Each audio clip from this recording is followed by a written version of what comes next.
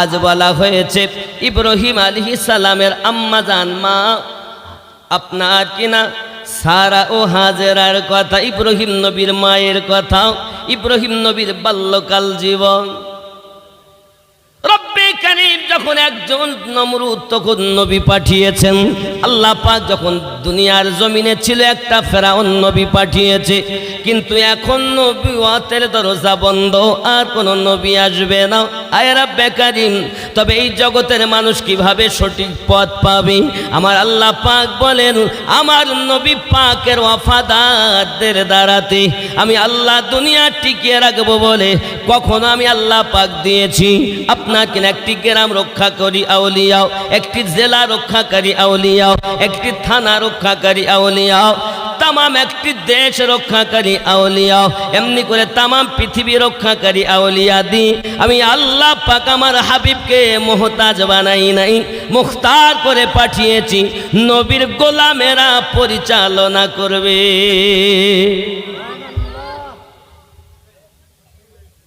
এ বন্ধু আমার ভালো করে মাথায় রাখুন, মহান আল্লাহ পাক আল্লাহ তাআলা হঠাৎ করে বাদশা নমরুদ ছিল দুনিয়ার জমিনে। এই নমরুদের কাজ হলো নিজে খোদাই দাবি করা। নিজে বলেছিল আমি হলাম সব থেকে বড় খোদা। জোরে বলুন নাউজুবিল্লাহ। আনা রব্বুকুমুল আলা, আমি সব থেকে বড় রব। আরো জোরে বলুন নাউজুবিল্লাহ। এখন নমরুদ এইভাবে তার অত্যাচারটা কেমন? প্রতিদিন সকালে প্রতিটা মানুষ তার দরজায় আসবে এবং তাকে সেজদা দিয়ে তারপরে যাবে। যে নমরুদের এই কথা না মানবে তাকে বলা হয় নাস্তিক। যেমন কেউ যদি আল্লাহ না মানে তাহলে আমরা তাদেরকে কি বলি? নাস্তিক বলি। তা তৎকালীন নমরুদের হিসাবে যারা নমরুদকে স্রষ্টা না মানে, খোদা না মানবে, সে হলো নমরুদের ভাষায় নাস্তিক। কথা বোঝা গেছে না? যাই না। এখন এই নাস্তিক যারা আর কি মানে না, যার আল্লাহ পার আকল সহি দিয়েছেন, সে তো আর নমরুদকে খোদা মানছে না, তাদের প্রতি অত্যাচার এমন, কারো ফাঁসি, কারো শুলি, কারো চাবুক, অত্যাচার এত পরিমাণ হয়ে গেল, মহান আল্লাহ পাক রব্বুল ইজ্জাত আর সহ্য করতে পারলেন না। তখন আল্লাহ পাক বাদশাহ নমরুদকে একটা স্বপ্ন দেখালেন। এই স্বপ্নটা হলো এই, বাদশাহ নমরুদ, তুমি যে অত্যাচার শুরু করেছো, দুনিয়াতে একটি সন্তান জন্ম নেবে, যে সন্তান তোমার এই রাজত্বকে ধ্বংস করবে আর এক আল্লাহর ওয়াহদানিয়াত প্রচার করবে। স্বপ্নটার বিতফসির হলো এই। এখন নমরুদ স্বপ্ন দেখে সকালবেলা সবার সাথে আলোচনা করে, উজির নাজির প্রজা, বাবজি আমার নমরুদ চিন্তা করছে কি করি। সবাই মিলে চিন্তা করে বললেন, এক কাজ করেন, এই যে সন্তান কতদিনের মধ্যে আসবে? 1 বছরের মধ্যে। কতদিনের মধ্যে? 1 বছরের ভিতরে সন্তান জন্ম নেবে। নমরুদ হুকুম জারি করে দিল, 1 বছর কোনো স্বামী কোনো স্ত্রীর সঙ্গে এক জায়গায় হতে পারবে না। 70,000 তার সেনা সৈন্য আরো 70,000 নিযুক্ত করে মোটে 1,40,000 সেনা নিযুক্ত করে বাদশা নমরুদ পৃথিবী সরজমিনে স্বামী আর স্ত্রী থেকে আলাদা করে দেওয়ায় যেন দুনিয়ায় সন্তান জন্ম না নিতে পারে, আর আমি নমরুদের খোদাই যেন ধ্বংস না হয়। রাখে আল্লাহ মালেকে, আল্লাহ পাকের দেওয়া কেউ বন্ধ করতে পারবে না। নমরুদ মনে করছে স্বামী স্ত্রীর মাধ্যমে তো দেবে, আল্লাহ তো গাছে ফুটিয়ে দিবে না সন্তান, ফল হয়, সন্তান তো গাছে হবে না। পৃথিবীতে আল্লাহ 5 ভাবে সৃষ্টি করেছেন। কয় ভাবে? কয় ভাগে? 5। 1 নাম্বার, আদম নবীকে আল্লাহ ডাইরেক্ট মাটি থেকে সৃষ্টি করেছেন। জোরে বলুন। আদম আলাইহিস সালামের স্ত্রী মা হাওয়াকে ডাইরেক্ট হাড্ডি থেকে সৃষ্টি করেছেন। জোরে বলুন। কয় রকম হলো? 2 রকম। আল্লাহ পাক একজন নবীকে বাতাস দিয়ে সৃষ্টি করেছেন, যে নবীর নাম হলো হযরতে ঈসা আলাইহিস সালাম। আল্লাহ একজন নবীকে তার নিজ নূর থেকে সৃষ্টি করেছেন, যিনি আমাদের নবী। তামাম দুনিয়ার নর ও নারী, পুরুষ ও মহিলা, এই যে বক্তব্যটা আমি দিচ্ছি, এটা এখনো আমার জবান থেকে ইউটিউবের মধ্যে, ইন্টারনেটে নাই, একদম নতুন। নতুন যখন বক্তব্য দিচ্ছি, তা আপনাদের নতুন জায়গা, বিশ্বাস করাটা নতুন না আমার জন্য, কিন্তু আসলে বক্তব্যটাই নতুন। কিছু কিছু মানুষের জন্য হয়তো প্রথম সাক্ষাৎ। আল্লাহ পাক আমাদের এই হাজিরি যেন কবুল করেন, আজকের মেহফিল যেন মুসিবতের সময় নাজাতের ওসিলা বানিয়ে দেন। জোরে বলুন আল্লাহুম্মা আমিন, আল্লাহুম্মা আমিন। এখন বাদশাহ নমরুদ চিন্তা করলো, সন্তান দুনিয়ায় আসবে তো মা বাপের দ্বারা। তা দুনিয়ার সমস্ত মানুষ কিসে থেকে তৈরি? আল্লাহ কোরআনে বলেছেন নুতফাতে। কি বলেছেন? নুতফা। আর সেটাকেই ব্যাখ্যা করে বিজ্ঞানীরাও বলেছেন, মায়ের ও বাপের শুক্রাণু এবং ডিম্বাণু থেকে ও শুক্রাণু থেকে সন্তানের জন্ম, কি পুরুষ কি নারী, প্রত্যেকের জন্ম মায়ের বাপের শুক্রাণু আর ডিম্বাণু থেকে। জোরে বলুন সুবহানাল্লাহ। আমরা তো ডাইরেক্ট আসবো না, বাতাস দিয়েও সৃষ্টি নয়, আমরা মায়ের বাপের শুক্রাণু আর ডিম্বাণু থেকে। তাহলে যিনি শুক্রাণু ও ডিম্বাণু থেকে সৃষ্টি হয়েছেন, সেই ব্যক্তি নূর নবীর সঙ্গে পাল্লা দিয়ে বলছেন নবী আমাদের মতো। জোরে বলুন নাউজুবিল্লাহ। তাহলে এর জ্ঞান কোথায়? যে নবীকে আল্লাহ ডাইরেক্ট সৃষ্টি করেছেন তার সমাতুল্য হতে চাই যদি, বুঝতে হবে ওর ব্রেনে ওই পোকা লেগেছে। আব্বাজি আমার, পৃথিবীর সরজমিনে বাদশাহ নমরুদ অর্ডার দিলেন, এক কাজ করো, 1,40,000কে আপনার নিয়োগ করেছে, তোমরা সবাই মিলে ডিউটি দাও, যেন কেউ স্বামী স্ত্রীতে একত্রিত না হতে পারে, সবকে আলাদা করতে হবে। আল্লাহ পাকের কোরআন মাজিদের বিরুদ্ধে আচরণ করে। আব্বা আমার, আল্লাহ পাক ভালোবেসে নর এবং নারীর মিলন কেন্দ্র সৃষ্টি করেছে, দুনিয়ায় আবাদ বৃদ্ধি হবে বলে। বাদশাহ নমরুদ আল্লাহর উপরে পাল্লা দিয়ে বলে, স্বামী স্ত্রী এক জায়গায় হতে দেব না, যা হবে 1 বৎসর পর, মানে 1 বৎসরের মধ্যেই জন্ম নেবে। আর এই 1 বছর কেউ এক জায়গায় হবে না। আচ্ছা বলুন, সইতে পারা যাবে? কথা বলেন দিন, সহ্য করা যায়? আব্বাজি আমার সোনামানিকেরা খুব ভালো করে বুঝুন, বাদশাহ নমরুদের অর্ডার জারি হয়ে গেল। এখন আপনার নারীদেরকে আলাদা করে দেওয়া হয়, পুরুষদেরকে আলাদা করে দেওয়া হয়। এখন নারী যাদের আলাদা করে দেওয়া হয়, যাদের গর্ভে বাচ্চা আছে বাবা, ওই বাচ্চাওয়ালা নারীদেরকে আলাদা করে রাখা হয়। আলাদা করে রাখার পরে যেসব মায়েরা গর্ভবতী ছিলেন ওই সময়, প্রত্যেক বাচ্চাকে কতল করে দেওয়া হয়েছে, প্রত্যেক বাচ্চাকে জবাই করে দেওয়া হয়েছে।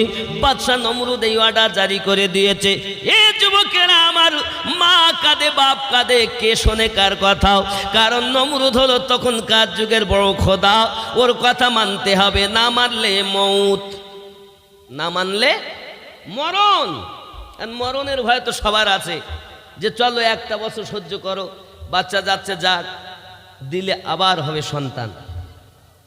নমরুদের কথা মেনে নেয় বাপ, আব্বা আমার মেনে নেওয়ার পরে স্ত্রীদেরকে আলাদা করে রাখা হয়েছে। এমনকি যে সব নারীদের পেটে বাচ্চা বোঝা যায় না, ওই বাদশাহ নমরুদের সিপাহীগুলো যাইয়া পেটে হাত দিয়ে দিয়ে দেখে, খোঁজ নিয়ে নিয়ে দেখে কিভাবে কি করা যায়। এত বেহরমতি, এত পর্দাহীন, এমন জালিমের মতো ব্যবহার জগতের বুকে আর দেখা যায় না বাবা। উনি আমার সোনামানিকেরা, যাদেরকে এমনি করে শাস্তি দেওয়া হয়েছে, সন্তান আছে যাদের পেটে, তাদেরকে আপনার আলাদা করে রেখে দেওয়া হয়েছে। যদি তারা কোনো রকমভাবে কাকুতি মিনতি করেছে, কোনো রকমভাবে ছলনা করেছে, তাদেরকে ধরে নিয়ে বড়ভাবে আঘাত করে দেওয়া হয়েছে, এমনভাবে কেউকে মেরে দেওয়া হয়েছে। এমন অনেক নারীও মারা পড়েছে, অনেক পুরুষও মারা পড়েছে, কিন্তু তারা কিছুই বলে না, অত্যাচার সহ্য করে আর রবকে ডাকে মালিক। দুনিয়ার কেউ যদিও আমার পক্ষে না থাকে, তুমি তো আমাদের কথা জানতছ, বুঝতছ, আয় আল্লাহ তুমি রহমত নাজিল করো। দিন যায় রাত আসে। এখন বাদশাহ নমরুদের প্রধান সেনাপতি ও মন্ত্রী, যার নাম হলো আজর, নার নাম কি? আজর। এই আজর কিন্তু নবী ইব্রাহিমের আব্বা নয়, হলো চাচা। ইব্রাহিম আলাইহিস সালামের পিতা হলো তারিখ। তিনি নেককার ছিলেন। অনেকে গজলের মধ্যে বলে যে কাফেরের ঘরে পয়দা করে ইব্রাহিম পয়গম্বর। জোরে বলুন নাউজুবিল্লাহ। এ কত বড় জঘন্য কথা। ইব্রাহিম আলাইহিস সালামের আব্বা কাফের ছিলেন না। ইব্রাহিম নবীর পিতা তারিখ বড় নেককার ব্যক্তি ছিলেন, এলাকার স্বনামধন্য ব্যক্তি ছিলেন। পৃথিবীতে যদি আমরা বলি নবী ইব্রাহিম কাফেরের ঘরে এসেছে, তাহলে আল্লাহ পাকের কোরআনকেও মান্য করা হবে। কারণ আল্লাহ পাক যত পবিত্র রূহ দিয়েছেন, সব পবিত্র রেহেম মারেফাত দুনিয়াতে দিয়েছেন। জোরে বলুন। কাফের মানে নাপাক, নাপাক রেহেমে কখনো পবিত্র রূহ যাবে না। আব্বাজি আমার, হযরত ইব্রাহিম আলাইহিস সালাতু ওয়াস সালাম জগতের বুকে আগমন করবেন, কিভাবে আসবেন? এখন এই আজর মূর্তি বানাতে পারে, খুব সুন্দর সুন্দর সুন্দর মূর্তি বানাতে পারে। তার চাকরি হলো একদম হেড পোস্টের চাকরি। বাদশাহ নমরুদ আজরকেও বলেছে ঠিক আছে তুমি পাহারা দাও। পাহারা দেয়। বেশ অনেক দিন হয়ে গেছে। এমন সময়তে আল্লাহর কি মর্জি, জেলখানার ভিতরে তার বিবি আছে আলাদা, আজর থাকে এদিকে, সে আছে বাড়িতে। এমন সময় তার মনের ভিতরে উদয় করেছে তোমার স্বামী তো ওখানে ডিউটি দেয়। এখন তার মনে আগ্রহ হয়েছে স্বামীর শরণাপন্ন হবে। এখন বাদশাহ নমরুদ আছে আরামে, রাতের বেলাতে মানে আপনার তারিখ তার স্ত্রীর সঙ্গে একত্রিত হলেন বাবাজি আমার। আর এই একত্রিত হওয়ায় আল্লাহ পাক ইব্রাহিম নবীকে তার মায়ের পেটের ভিতরে দিলেন। জোরে বলুন সুবহানাল্লাহ।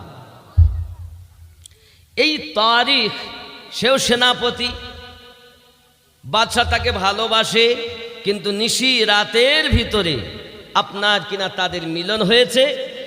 কিভাবে হলো দুজনেই জানে না যে কি হয়ে গেল, কিন্তু আল্লাহ পাক হযরতে ইব্রাহিম আলাইহিস সালামের আম্মা জানকে এমনভাবে গোপন রেখেছেন, মায়েদের যেমন পেটে বাচ্চা গেলে মাসে মাসে আপনার কিনা বন্ধ হয়ে যায়, আল্লাহ পাক আল্লাহ তাআলা ইব্রাহিম নবীর মায়ের বন্ধ করেননি, চালু রয়েছে, দেখে যেন কেউ বুঝতে না পারে। আমার আল্লাহ পাকের কুদরত বোঝা বড় দায়। এ বাবাজি আমার, মায়েদের যখন সন্তানগুলো দেখবেন একটু কয়েক মাস হয়, তখন কিন্তু বোঝা যায় দূর থেকে দেখলে এই মেয়েটি হলো গর্ভবতী। আল্লাহর নবী ইব্রাহিম খলিলুল্লাহর মা জননী গর্ভবতী, কিন্তু দেখে বোঝা যায় না তার পেটে বাচ্চা আছে। এটা হলো আমার আল্লাহ পাকের খেলা। আল্লাহ বান্দা নিয়ে করে খেলা, সুখ দুঃখের বসিয়ে মেলা রে। যারে ধনী দেখি সকাল বেলা, ওরে ফকির সন্ধ্যা বেলা, মুখের কথা নয় রে জাদু, খোদার পথে চলা। আল্লাহুম্মা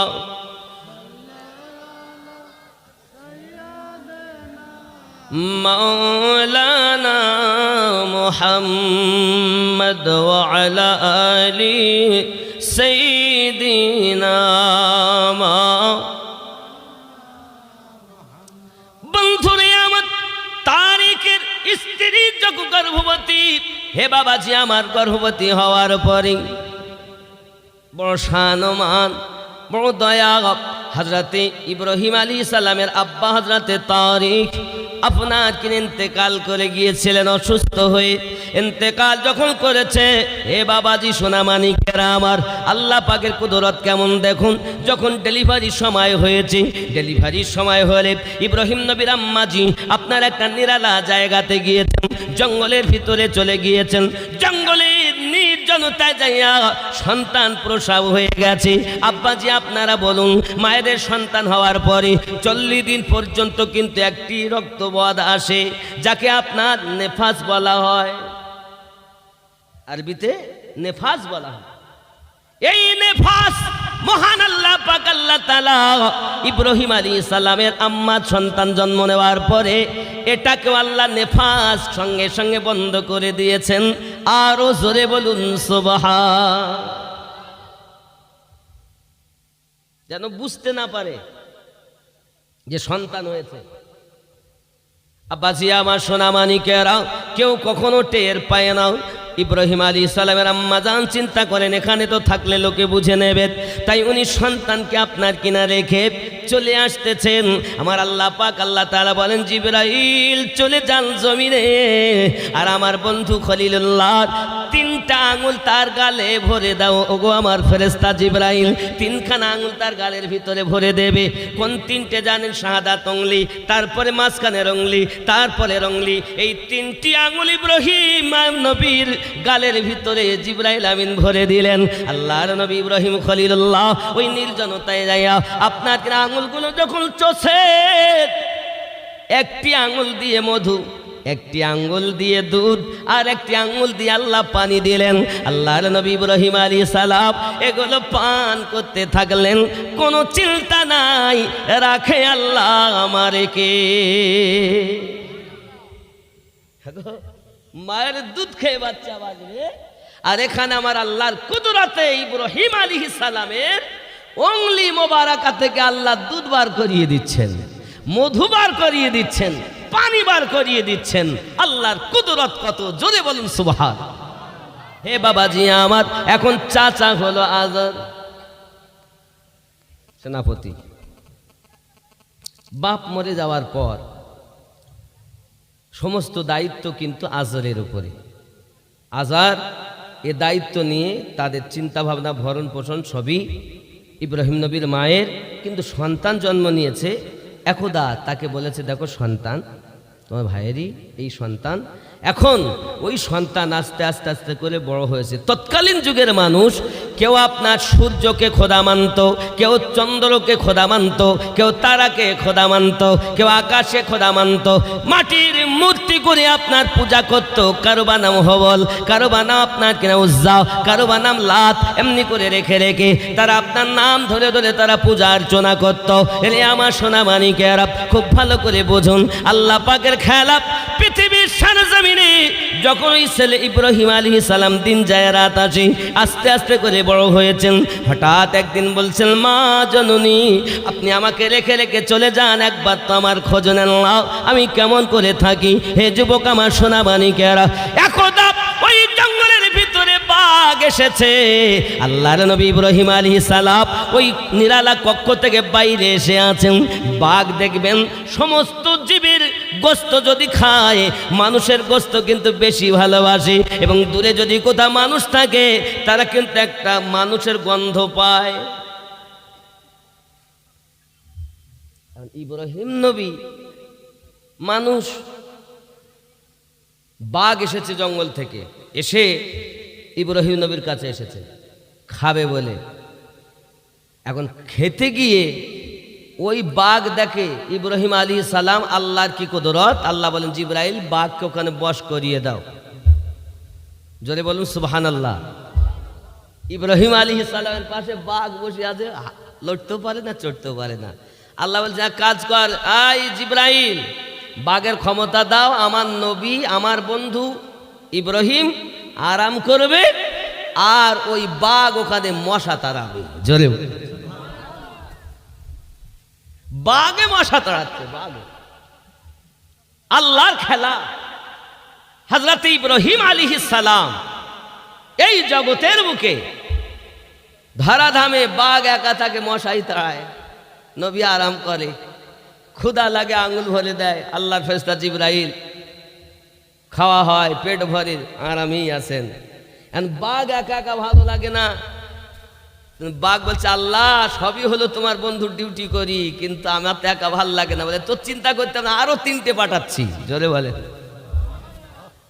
আরো 3টে বাঘ এসেছে, তারাও এসে ইব্রাহিম আলাইহিস সালামের কাছে। যুবক আমার সবাই ডিউটি করে ইব্রাহিম নবী। ইব্রাহিম আলাইহিস সালাম মাকে বলছেন, মা কি ব্যাপার, কোথায় যান? বললেন মা সব কিছু বাবা, এই ব্যাপার, আমরা অত্যাচারী বাদশাহ নমরুদের কবলে পড়ে আছি, যিনি জাতির পিতা ইব্রাহিম আলাইহিস সালাম। এখন ইব্রাহিম আলাইহিস সালামকে আল্লাহ প্রথম পরীক্ষা নিলেন আকলের। কিসের আকল? মানে বুদ্ধি। ইব্রাহিম নবী বলছেন, মা গো বাইরে যখন বেরিয়েছি মনে করলাম বুঝি সূর্য বুঝি আমার সব, দেখলাম সূর্য অস্তমিত হয়ে গেল, এরপরে চন্দ্র উদিত হলো, মনে করলাম চন্দ্র বুঝি আমার সব, এমন দেখি চন্দ্রও আপনার চলে গেল, তারকা বেরিয়েছে তারাও আমার নয়, কারণ যে ধ্বংস হয় চলে যায় বিলীন হয় সে কখনো আপনার স্রষ্টা হতে পারে না। স্রষ্টা তো তিনি যিনি তামাম পৃথিবীতে যেমন আগেও ছিলেন এখনো আছেন, শেষ পর্যন্ত তেমনই থাকবেন, তিনি হলেন আমাদের রব। আল্লাহর কোনো পরিবর্তন আছে? যেমন আগেও ছিলেন এখনো তেমন আছেন। বন্ধুরে আমার, ইব্রাহিম আলাইহিস সালাম মা জননীকে যখন এ কথা বলছেন, মা বলেন বাবা রে এ কথা তুমি বলো না, কারণ বাদশা নমরুদের অত্যাচার সহ্য করতে পারবে না বাবা, বড় জালিম অত্যাচারী। ও আমার সোনা মানিকেরা, ইব্রাহিম আলাইহিস সালাম কোনো কথাই শোনেন না বাবা। এমন সময় আজর সঙ্গে করে নিয়ে গেছে। কে এটা? বলে এটা হলো আমার ভাইপো। সুন্দর বাচ্চা তো, একদম পূর্ণিমার চাঁদের কিরণে যেমন সুন্দর লাগে, পুরো দেহতে মনে হচ্ছে তারা ঝিলমিল করছে। এই সন্তানটা থাক। জোরে বলুন সুবহানাল্লাহ। কি বুঝলেন? আল্লাহ তো তার অন্তরে মায়া দিবেই, কারণ আল্লাহ তার দ্বারাই তো তা ধ্বংস করাবে। নমরুদের ভিতরে মায়া থাকলো বাবাজি। এ বাবা আমার দিন যায় রাত আসে।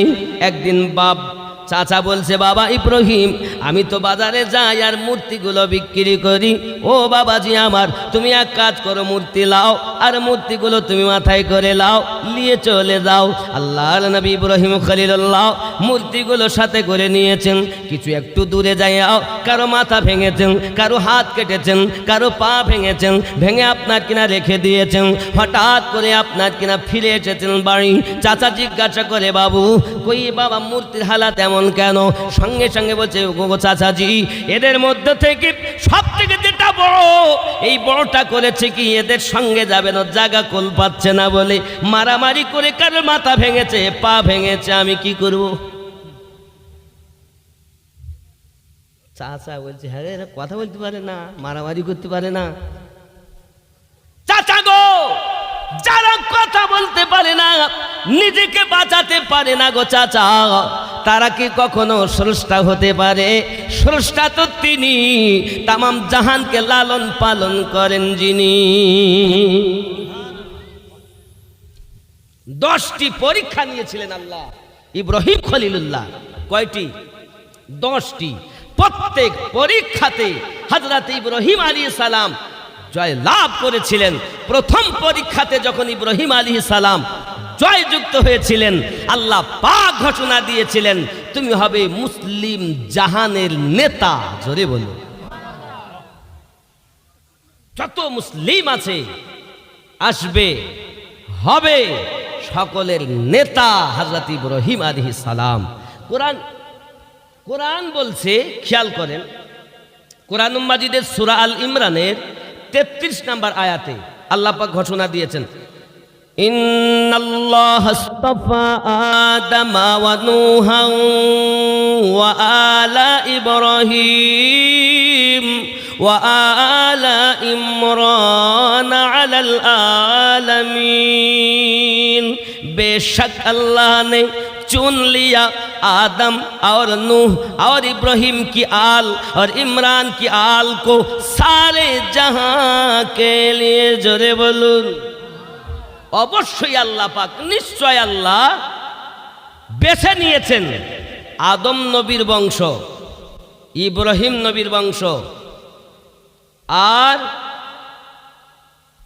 নূহ নবীর বংশ আর ইমরানের বংশ।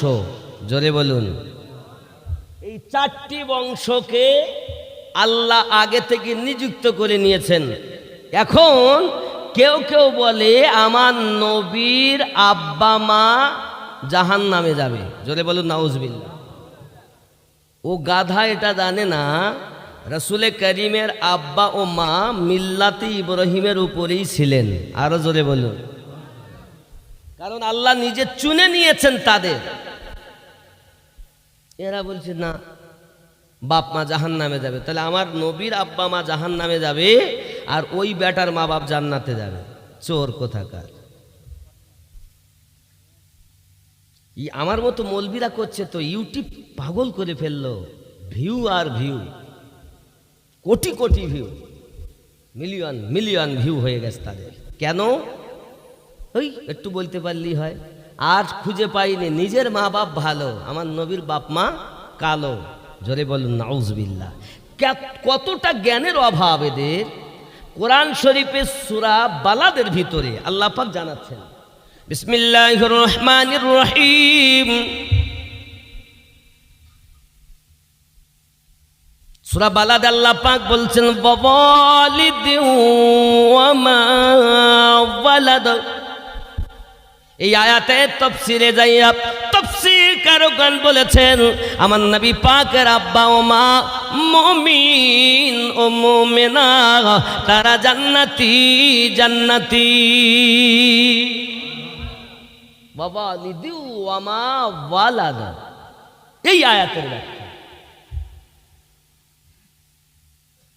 আব্বাজি আমার সোনামানি খুব ভালো করে বুঝুন, পৃথিবীর সারা জমিনে যদি আমার নবী পাকের আব্বা মাকে আমরা যদি আপনার বেঈমান বলি, তাহলে আম্মা জান আমেনা রাদিয়াল্লাহু তাআলা আনহা কি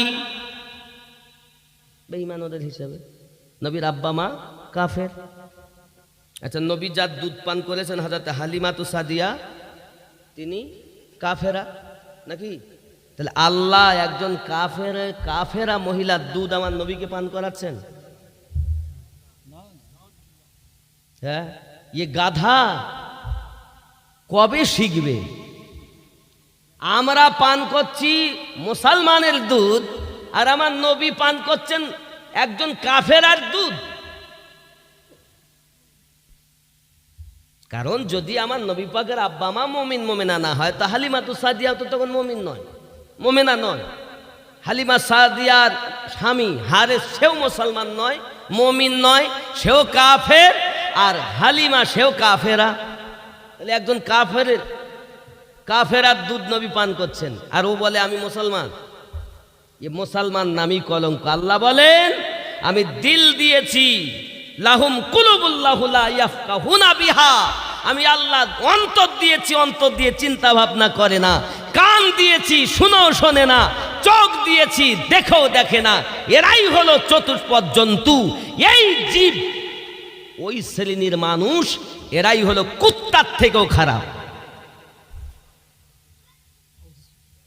যারা আমার নবীর বাপ মাকে কাফেরা আর কাফের বলবে, তারা কুত্তার থেকেও খারাপ। তার নামাজ দেখে ভুললে হবে না, দাড়ি দেখে ভুললে হবে না, হাব্বা জুব্বা দেখে ভুললে হবে না, তারা কুত্তার থেকেও খারাপ। আব্বাজি আমার, পৃথিবীর সরজমিনে আল্লাহর নবী ইব্রাহিম আলাইহিস সালাতু ওয়াস সালাম যখন এমনি করেছেন, সঙ্গে সঙ্গে আব্বা আমার একের পর এক সংবাদ চতুর্দিকে ফেলিয়ে যায়, ছিটিয়ে যায়। ওগো আজর, কারণ আজরকে অনেক ইব্রাহিম নবীর আব্বা বলেছেন। আসল ঘটনা ইব্রাহিম নবীর আব্বা হলো তারিক, আজর হলো চাচাও। এই চাচাতে যাই অনেকে ধোঁকা খেয়েছেন, কারণ আল্লাহ পাক কোরআন শরীফ আজরকে আপন আজর বলে বলেছেন। হে বাবাজি আমার, এই জন্য তারা ধোঁকা খেয়ে গিয়েছে। বাবা খেয়াল করুন না কেন এখন আপনার আজর বলতে চাচ্ছে, বাবা ইব্রাহিম তুমি যে কথা বলছো কথা বলো না। তুমি কি জানো পৃথিবীর সরজমিনে কিভাবে আপনাকে আমাদের নমরুদ বাদশাহ পরিচালনা করতেছে, এই দুনিয়াকে কিভাবে পরিচালনা করে? তুমি তো জানো না বাবা, তোমার জন্য কিন্তু শাস্তি হবে। আল্লাহ নবী ইব্রাহিম আলাইহিস সালাম বলেন, চাচাজি আমি সত্য কথা বলতে ভয় পাই না। সত্য কথা বলতে আল্লাহ তো নবী করে পাঠিয়েছেন। আব্বাজি আমার, সোনা মানিকেরা, দিন যায় রাত আসে, এমনি করে চতুর্দিকে মানুষ আপনার সংবাদ যখন বুঝে নিয়েছি, ছিটে গিয়েছে। বাবা হঠাৎ করে একদিনের ঘটনা, সবাই মিলে আপনার কিনা একটা মেলাতে চলে গিয়েছে। ইব্রাহিম আলাইহিস সালাম তিনি বাড়িতে ছিলেন। বাড়িতে থাকার পরে তাদের আপনার কিনা মন্দিরের ভিতরে ঢোকার পর সেইখানে তা আপনার বড় বড় হুবল দেবতা লাত উজ্জা আপনার বিভিন্ন নামে তাদের আপনার ডাকা হতো, তাদেরকে রাখা রয়েছে। আল্লাহর পয়গম্বর ইব্রাহিম আলাইহিস সালাম তার ভিতরে ঢুকেছেন। আব্বা আমার ঢোকার পরে কারো পা ভেঙেছেন, কারো মাথা, কারো হাত কেটে নিয়েছেন। আর ওই কুহালিখানা বড় দেবতার আপনার কিনা হবল দেবতার কাছে দিয়ে নিজে বাড়িতে এসে আরাম করতেছেন। এখন মেলা থেকে দলে দলে যখন আপনার কিনা ফিরে এসে আপনার দেবতার কাছে আপনার পূজা অর্চনার জন্য গিয়েছে, বিভিন্ন রকমের খাবার নিয়ে গিয়েছে। আব্বা আমার দেখে তাদের দেবতার চিৎপাটাং হয়ে পড়ে আছে। জোরে বলেন সুবহানাল্লাহ। কে করেছে? কে করেছে? এই নিজের বুঝেছি, আজরের ঘরে যে বাচ্চাটা আছে ওই বাচ্চার কাজ। কারণ আমাদের দেবতার বিরুদ্ধ আচরণ করতে শুধুমাত্রই একজনকেই দেখা গেল। আব্বাজি আমার, সোনামানিকেরা, এ কথা যখন আপনার প্রচার হয়ে গেল বাবা, সোনামানিক আমার, ইব্রাহিম আলাইহিস সালাতু ওয়াস সালামকে ডাক হয়েছে, আজরকে প্রথম ডাক হয়েছে। হে আমার সেনাপতি, হে আমার প্রধান উজিরে আজম, বলো বাবা বলো কিভাবে আমার এই অবস্থা হলো আমার দেবতাদের মূর্তিগুলোর। সঙ্গে সঙ্গে বলে আমি কেমন করে বলবো, লোকের মুখে শুনেছি নাকি তোমার ঘরে বাচ্চাটি যে তারিখের বেটা ইব্রাহিম সে নাকি আমাদের দেবতার বিরুদ্ধে কথা বলে। বলে হ্যাঁ সেটাও তো আমি শুনি। বলে তাকে নিয়ে এসো দরবারে। আব্বা আমার দরবারে নমরুদের যখন ইব্রাহিম খলিলুল্লাহ জিজ্ঞাসা করি, ওগো ইব্রাহিম বলো বলো বলো তুমি কেন মূর্তি ভেঙেছ? আমি ভাঙবো কেন? যাকে আপনারা দেবতা বলে এ করেন তার কাছে জিজ্ঞাসা করেন, সে বলবে। তারা যদি বলে যে আমি ইব্রাহিম ভেঙেছি তা আমি মেনে নেব। আমি যে ভেঙেছি আপনি কি দেখেননি? না। কেউ দেখেছে এখানে এই সভাতে যত মানুষ আছে কেউ দেখেছেন? না, আমরা কেউ দেখিনি। তা দেখেননি, যে আপনাদের দেবতা তাকে জিজ্ঞাসা করেন, তা সারা কথা বলতে পারে নাকি? যে কথা বলতে পারে না সে কি আবার স্রষ্টা হতে পারে নাকি? হ্যাঁ, নমরুদের চোখ মোটা হয়ে গেছে। এ নিশ্চিতে তো আমার বড় খবর। যে সংবাদ আমি দেখেছিলাম স্বপ্ন, সেই স্বপ্নই কি পূর্ণ হচ্ছে নাকি? বাচ্চা তো আমি 1 বছরের মধ্যে একটা বাচ্চা হতে দেইনি। কিন্তু ইব্রাহিম নবী যখন এসেছেন নমরুদের কাছে, তো দেখি বোঝা যাচ্ছে যেমন 6 মাসে 1 বছরে বাচ্চা কত বড় হয়, কত বুঝতে পেরেছেন? অল্প হয়। কিন্তু ইব্রাহিমকে আল্লাহ এত বড় করে দিয়েছেন, দেখে মনে হচ্ছে 3-4 বছরের ভালো। জোরে বলুন সুবহানাল্লাহ। বাচ্চা নমরুদ বলে কখনো হতেই পারে না, কারণ 1 বছরের মধ্যে কোনো বাচ্চাই আসেনি, আগের বাচ্চা হয়। কত বুঝেছেন? কিন্তু সেই যে তার দুশ্মন, এটা আল্লাহর খেলা। আব্বাজি আমার সোনা মানিকেরা, বাদশা নমরুদ করলো কি, সঙ্গে সঙ্গে বলে আয় আমার উজিরে আদম, বলো এখন কি করা যায়? আয় আমাদের দেবতা, আয় আমাদের রব, আয় আমাদের খোদা, আপনি যাহা বলেন তাতে আমরা রাজি। বলে ইব্রাহিম নবীকে আগুনে ফেলতে হবে। কোথায় ফেলতে হবে?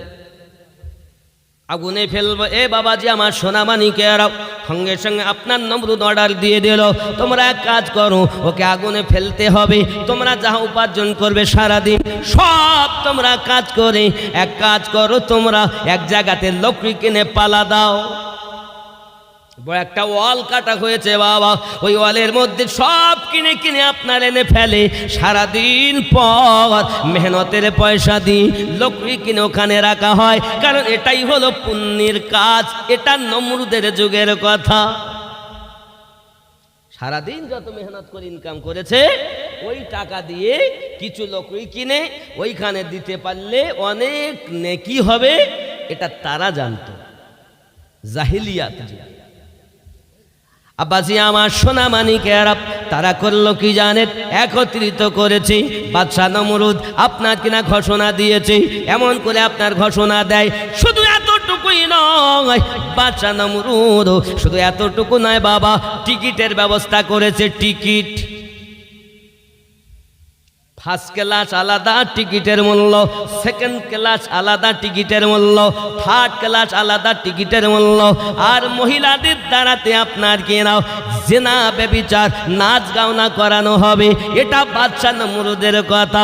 যুবকরি বাদশা নমরুদ ঘোষণা দিয়েছে, এখন যদি তাকে জ্বালাতে না পারি, এখন যদি তাকে পড়াতে না পারি, সকলের পয়সা ফেরত। আমার আল্লাহ বলেন, বাদশা নমরুদ তুই যখন ওয়াদা দিয়েছিস পয়সা ফেরত, আমি আল্লাহ তোকে পথের ভিখারি বানাবো।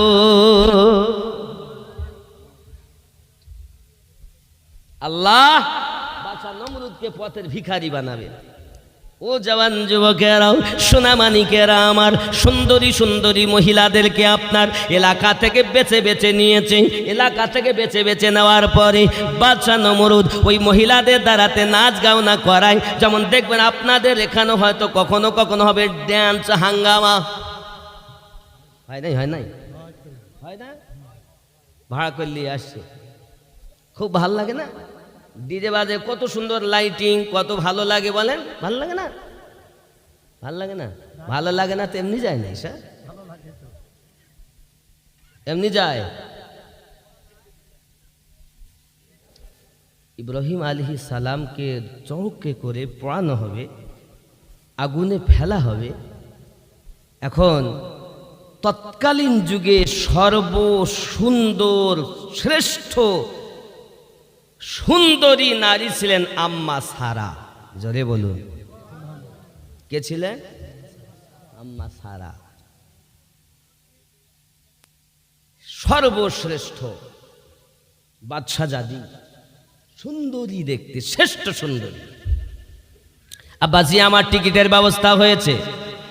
টিকিটের ব্যবস্থা যখন হলো, এই যুবকেরা আমার, এখন তারা আপনার করেছে কি চোখ গাছ মতো বুঝেছেন, দুই সাইডে দুটো আপনার কিনা প্লেয়ার, এখনো প্লেয়ার গুলো দেখা যায় গেলে আপনার কিনা।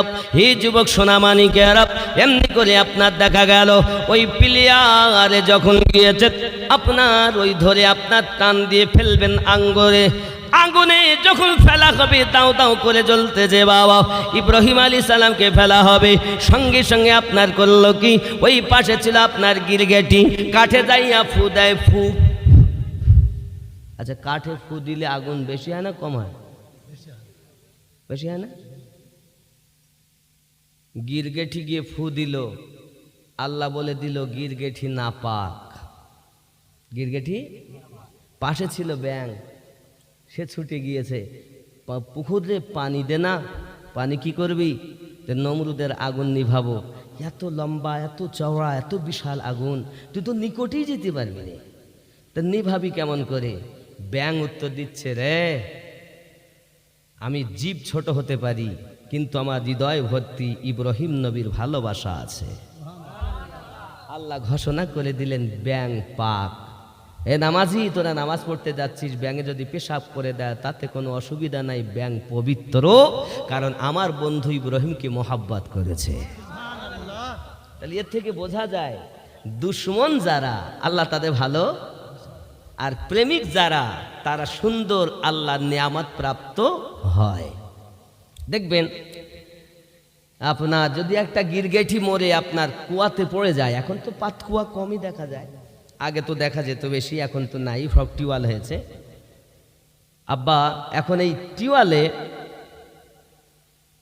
আমাদের কত সুবিধা, কিন্তু কুয়া থেকে পানি তুলতে গেলে যখন শ্রাবণ ভাদ্র মাস আসে, কিন্তু ব্যাঙের ওই ছোট ছোট ব্যাঙ পোহনা বলে না, কি বলেন আপনারা, ব্যাঙাচি বলেন তো, বলতে গিয়ে বুঝে উঠে যায় এই ব্যাঙাচির কথা। আমার হুজুর ওয়াহারি রহমাতুল্লাহ আলাইহি এই ফুল শহরের পাশে শেখ দিঘি চেনেন না, ওমরপুর চেনেন তো, ওমরপুরের আগে শেখ দিঘির ওখানে হুজুর গেছেন, তো ওখানে মসজিদ আছে, আপনি যাবেন, আমিও সে মসজিদে ঘুরে এসেছি। মসজিদের পাশে একটা গর্ত এখনো আছে। এখন ওই গর্তেতে হুজুর যখন ওই গ্রামে গেছেন, তো ওই পুকুরে বলছে, হুজুর কোথায়, উজু হবে কোথায়, তো হুজুর পুকুরে। হুজুর এই পুকুরে এত ব্যাঙ আছে যে আমরা পুকুরে নামতেই পারি, ব্যবহারও করতে পারি না, হাতে করি পানি তুললে যেন 10-20টা উঠে যায়, ব্যবহার হয় না। আর এখন তো পানি সব জায়গায় কম, এই পুকুরে পানি আমরা রান্না বাড়া করি, এই গ্রামের লোক, দিক তো অনেকটা দূর, তা আমাদের পাড়া থেকে দূরে যাব, তাই পুকুরে পানিটা মসজিদের পাশে আমরা ব্যবহার করি। তো ব্যাঙের জ্বালায় আমাদের বড় কষ্ট হয়। হুজুর গেছেন, গিয়ে খালি এরকম হাতে পানি তুলে বলছে, কই ব্যাঙাছি, কই ব্যাঙাছি, এরকম 2 একটু ছিটিয়ে দিলেন, আজও গেল, কালও গেল, আজও পর্যন্ত একটা ব্যাঙ ও পুকুরে দেখা যায় না। আপনি গিয়ে দেখে আসুন, যান। আল্লাহর বন্ধু যারা হয় তাদের ভাব আলাদা হয়, জোরে বলুন না সুবহানাল্লাহ। আমার হুজুর ওয়াহারি রহমাতুল্লাহ আলাইহির এরূপ বহু কারামাত আছে, জ্বলন্ত, হয়তো মানুষকে বোঝানো যায় না, তবে আমি সংক্ষিপ্তভাবে বলি। আমরা যখন নামাজ পড়ি না বাবা, তো নামাজে গিয়েই কিন্তু আমরা আল্লাহর কাছে বলেছি, কি বলেছি জানেন, ইহদিনাস সিরাতাল মুস্তাকিম, আয় আল্লাহ আমাদিগকে সোজা সরল সঠিক পথে প্রচালিত করো, সিরাতাল্লাযীনা আন'আমতা আলাইহিম, যাদেরকে তুমি পুরস্কৃত করেছো। জোরে বলেন। আমরা নামাজে বলি না, কি বলি, সোজা সরল সঠিক পথে চলার জন্য আল্লাহর কাছে বলি তো, নাকি প্রার্থনা করি তো। কাদের পথে আমরা বলি, সিরাতাল্লাযীনা আন'আমতা আলাইহিম, যাদেরকে আপনি অনুগ্রহ করেছেন। হে যুবক আমার, আল্লাহ পাক রব্বুল ইজ্জত কোরআন মাজিদের অপর আয়াতে বলছেন, বিসমিল্লাহির রহমানির রহিম, আন'আমাল্লাহু আলাইহিম মিনান নাবিয়্যিন ওয়াস সিদ্দিকিন ওয়াস শুহাদাই ওয়াস-সালিহিন। আমি আল্লাহ পাক, আল্লাহ তাআলা আমার নিয়ামত, আমার প্রাইজ 4 জায়গাতে বিভক্ত করেছি। 1 নাম্বার নবীনদের উপরে, 2 নাম্বার সিদ্দিকিনদের উপরে, 3 নাম্বার সালেহিনদের, আপনার কিনা নবীন, সিদ্দিকিন, শুহাদায়ে কেরাম, শহীদ যারা ইসলামের জন্য হয়, ইসলামের জন্য। এখন আর ইসলামের যুদ্ধ হয়, শহীদ এখন দেখা যায়। আচ্ছা, সিদ্দিক সত্যবাদীয়ান দেখা যাচ্ছে, কম বেশি সবাই মিথ্যা বলে না আব্বা আমার, নবীও এখন দেখা যায় না। তাহলে এখন কি আছে, সালেহীন, আল্লাহর নেককার ব্যক্তি। এই নেককার ব্যক্তি যারা আল্লাহর নিয়ামত প্রাপ্ত হলো, তারা আমরা এই জন্য বলি খাজা গরিব নওয়াজ নেককার, গৌসে পাক নেককার, গৌসে ওয়াহারি নেককার, গৌসে খুলনবী নেককার, গৌসে দেহলবী নেককার, সরকারে আলা হযরত নেককার, সৈয়দ মাহের আরবি আলে রসুল নেককার, মুজাদ্দিদ আল-ফিসানি নেককার, বাহাউদ্দিন নকশবন্দি নেককার, খাজা শাহাবুদ্দিন সোহরাওয়ার্দী নেককার। এই যত আল্লাহর আউলিয়া বান্দা আছেন, কাদেরি, চিশতি, সোহরাওয়ার্দী, নকশবন্দি, মুজাদ্দিদি, সাবেরি, ওয়াইসি, কালেমি, বরকতি, আশরাফি, নাইমি, এইরূপভাবে সব আহলে সুন্নাত ওয়াল জামাত।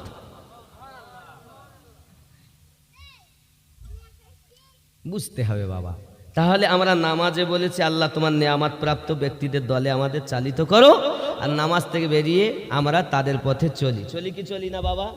আব্বাসি আমার খেয়াল করুন, আল্লাহর নবী ইব্রাহিম আলাইহিস সালাম এমনি করে জগতের বুকে আপনার কিনা যখন প্রতিবাদ করেছেন তাকে চড়ক গাছ করে আগুনে ফেলে দেওয়া হবে, এই চিন্তা ভাবনাতে বাদশা নমরুদ মানুষ প্রহরীদেরকে যখন লাগিয়েছে তোল এবার চড়ক গাছ তোল, বাবা জামাত তুলতে পারে না, বাবা তুলতে পারে না, উঠাতে পারে না। আল্লাহ পাকের খুব ফেরেশতারা এসে বলেন নবী ইব্রাহিম একবার আপনি বলুন আমরা ফেরেশতারা পাখার ডানা দিয়ে আগুন নিভিয়ে দেব, ডানা দিয়ে আগুন নিভিয়ে দেব, একবার আপনি বলুন। ইব্রাহিম নবী বলেন না, যিনি আমাকে দুনিয়ায় বাঁচিয়ে রেখেছেন তিনি আমার হেফাজত করবেন। জোরে বলুন। আব্বাজি আমার সোনা মানিকেরা, হযরত ইব্রাহিম আলাইহিস সালামকে যখন চড়ক গাছ করে আপনার উঠিয়ে নিতে পারেন না বাবা, এমন সময়তে আপনার দেখা গেল কি না বাপ কি করবে, কিছুই তো উপায় নাই। বাদশা নমরুদ বলে এক কাজ করো, নারী আর পুরুষের দ্বারাতে জেনা করাও। জেনা ইবলিস ছিল পাশে, ছুটে এসেছে, এসে বলছে বাদশা নমরুদ আপনি হয়তো মনে করছেন ইব্রাহিম নবীকে আপনি ফেলবেন আগুনে, অত সহজ নয়, কারণ আল্লাহ পাকের লক্ষ লক্ষ ফেরেশতারা ওই ঝোলাটাকে ধরে রেখেছে, এমন কোন মায়ের লাল নাই যে ইব্রাহিম নবীকে তুলে ফেলতে পারে। হাই হাই কি হবে? বড় হুজুর, এই বড় হুজুর, এই লম্বা দাড়ি লম্বা জুব্বা, কে বলেন তো? ইবলিস। ইবলিসকে জিজ্ঞাসা করা হলে তুই কোথায় থাকিস, তুই থাকিস কোথায়? ইবলিস বলেছিল সিরাতাকাল মুস্তাকিম, আমি সঠিক পথের মুখেই বসে থাকি। ও বল ওই খারাপ পথে যারা চলে ওদের কাছে যায় না, ও যায় তাদের কাছে যারা ভালো পথে চলে। তাহলে আপনারা সহজে বুঝে নিয়েছেন, নামাজি, হাজি, পরেজগার, তাহাজ্জুদ গুজার, কোরআন তেলাওয়াতকারী এদের কাছে ইবলিস যায়, আর যারা ওর দলে আছে তো দেখতে তো আমার ওর কাছে যায় না। ইবলিস নিজেই বলেছে সিরাতাকাল মুস্তাকিম, তুমি ওলি এলাহির নায়েব নবীজির সুলতানুল আউলিয়া শাহ আব্দুল আজিজ। জোরে বলুন সুবহানাল্লাহ। তুমি ওলি এলাহির নায়েব নবীজির। হায় হায়, নবীর নায়েব কারা আমরা খুঁজে পাই? সব আলেম নাকি নবীর নায়েব? সবাই নায়েব না, নবীর নায়েব হবে না, হবে তারা নবীর ইশকের পাগল হয়েছে যারা, তারা নায়েব, সবাই নায়েব না। কারণ আল উলামা ওয়ারাসাতুল আম্বিয়া নবী যখন বলেছিলেন তখন বুখারী হয়নি, আর আমরা মাদ্রাসা ছেলে দিয়েছি। আমদ নামা আপনার মিজান মন সাহেব পড়েছে, নহমির পড়েছে, হেদায়েতুন নূহ পড়েছে, কাফিয়া পড়েছে, সারাজামি পড়েছে, মেশকাত পড়েছে, মেশকাত দম পড়েছে, তিরমিজি পড়েছে, নাসাই পড়েছে, মিশকাত শরীফ পড়েছে, মুসলিম শরীফ পড়েছে, বুখারী শরীফ পড়েছে। বুখারী শরীফ যেই পাগড়ি দিয়েছে বলছে যাও আলেম হয়ে গেছে। এটা একটা সিলেবাসের নাম। তাহলে আমরা যেটা বলতে চাই এটা একটা সিলেবাস, কিন্তু নবী পাক সাল্লাল্লাহু আলাইহি ওয়াসাল্লাম যে আলেমের কথা বলেছেন ইয়ে আলেম তখন তো বুখারীর জন্মই হয়নি, তাহলে তখন আলেম ছিলেন না, এই এখনই আলেম হয়েছে। কত আলেম লিবে মিথ্যা কথা বলে, মসজিদে ইমামতি করে, ইমামতি করতে করতে প্রতি সপ্তাহে জুমা পড়ে যায়, পরের দিন অথবা রবিবারে এসে জোহরের নামাজ ধরে। এবার রবিবারে আসেনি, হুজুর কোথায় আছেন, আসলেন না, মুসল্লিরা সব ব্যস্ত, কিছুই হয়নি, বাহানা করে দিল আমার সন্তানের শরীর ভালো নয়। তাহলে মিথ্যা কথা কখনো নবী নায়েব হয়? কথা বলেন। নায়েব কারা? ও জওয়ান যুবকেরা আমার, খুব খেয়াল করুন না কেন, ওরে নবীর নায়েব নবীর পাশে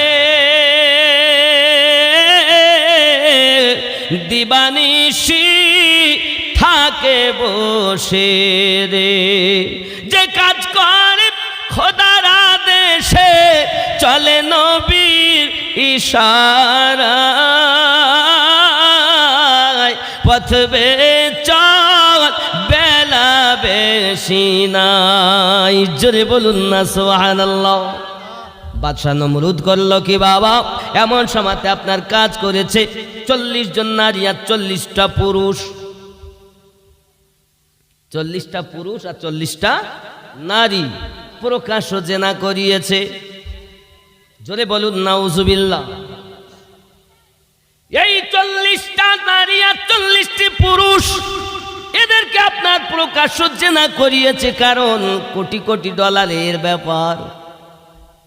বাদশার বাদশাহী দৌলত খতম হবে আর যদি না দেওয়া যায়, কারণ আমি বলেছি 1 গুণ দেবে তোমরা 3 গুণ ফেরত পাবে যদি নবীকে না পড়াতে পারি। গো 1 গুণ দেবে 3 গুণ দিতে হবে, তা নমরুদের আর রাজত্ব থাকে? এখন নমরুদ বলছে যা হোক করে কাজ করতে, বড় হুজুর পাশে এসে বলতে তোমরা জানো বাদশা নমরুদ এই ব্যাপার ফেরেশতারা ধরে রেখেছে, এখন যদি ধরতে হয় নবীকে যদি ফেলাতে হয় তাহলে নাপাক হালাতে ধরতে হবে। এখন নাপাক কিভাবে হবে? বলে এক কাজ করা যাক, নারী আর পুরুষে অগাধ জেনা করিয়ে নেন, 40টি নারী আর 40টি পুরুষে জেনা করি, ওই নারীদেরকে আলাদা করে 40 জন পুরুষ এদিকে 20 ওদিকে 20 করে যখন তারা ধরেছে, আল্লাহর ফেরেশতারা নাপাক হালাতে সরে গিয়েছেন বাবা। আল্লাহর নবী ইব্রাহিমকে নিয়ে যখন তারা চড়ক গাছ করে আপনার ওই আগুনে ফেলে দেয়, ওরে আমার যুবকেরা আল্লাহ পাক অর্ডার দিলেন, কুল নাও ইয়া নারু কুনি বারদাও ওয়া সালামান আলা ইব্রাহিম, আয় আগুন তুই ঠান্ডা হয়ে যাও আমার ইব্রাহিমের জন্য, এতটা গরম যেন থাকবি না যাতে আমার বন্ধু কষ্ট পায়, এতটা যেন তুই ঠান্ডা হবি না যাতে আমার বন্ধু কষ্ট পায়, কারণ ইব্রাহিম নবীর কপালে আছে আমার নবী পাকের নূর, আহলে বায়াতের নূর। নবী তো দুনিয়া আনাতে হবে, শুধু নবীর নূর ছিল না, আরো 4টি নূর, আলী, ফাতেমা, হাসান আর হোসাইনের নূর ওই নবী পাকের নূরের সঙ্গেই মিশেছিল, জোরে বলুন। আব্বাজি আমার সোনামানিকেরা, আপনারা হয়তো মনে করছেন আমার নবী পাকের নূরের ওসিলাও, আমার নবী পাকের নূর হলো সামনে, আর ওই নূরের ভিতরে আরো আছে আপনার 4টে তান, 4টি দেহ, একটি হলো খাতুনে জান্নাত, একটি হলো হাসান পাক, আর একটি হলো হোসেন পাক, আর একটি হলো হযরত আলী পাক। বাবা জান্নাতে যাবেন তো মাওলা আলী আপনাকে টিকিট দেবে, জান্নাতে যখন প্রবেশ করবেন হাসান হোসেন ওই জান্নাতের সর্দার হবে। মায়েরা যখন জান্নাতে যাবেন, আমার মায়েদের জন্য যত নারী জান্নাতে তাদের সর্দারিনী আম্মা হবে। জান্নাত তোমার বাপের লয়, জান্নাত টাকা দিয়েও কেনা যায় না। সাদ্দাত বাদশা করে তো কিনে নিয়েছে, বলছে না কেনা সহজ, ওখানে কোটি কোটি মিলিয়ন মিলিয়ন ডলারের মূল্য নাই, ওখানে এশকে নবীর মূল্য। আব্বাজি আমার সোনামানিকের, এমন করে ইব্রাহিম নবীকে যখন আপনার ফেলা হয়েছে, এই জন্য বলা হয় গজলে, দো জাহানের বাদশাহ হয়ে কে এলো রে দুনিয়ায়, বলয় গো শুনতে চাই, জন্ম নিয়ে কচি শিশু কে এমন সেজদাতে রয়, বলয় গো শুনতে চাই। নমরুদের ওই অগ্নিকুণ্ড দাও দাও করে জ্বলে যায়,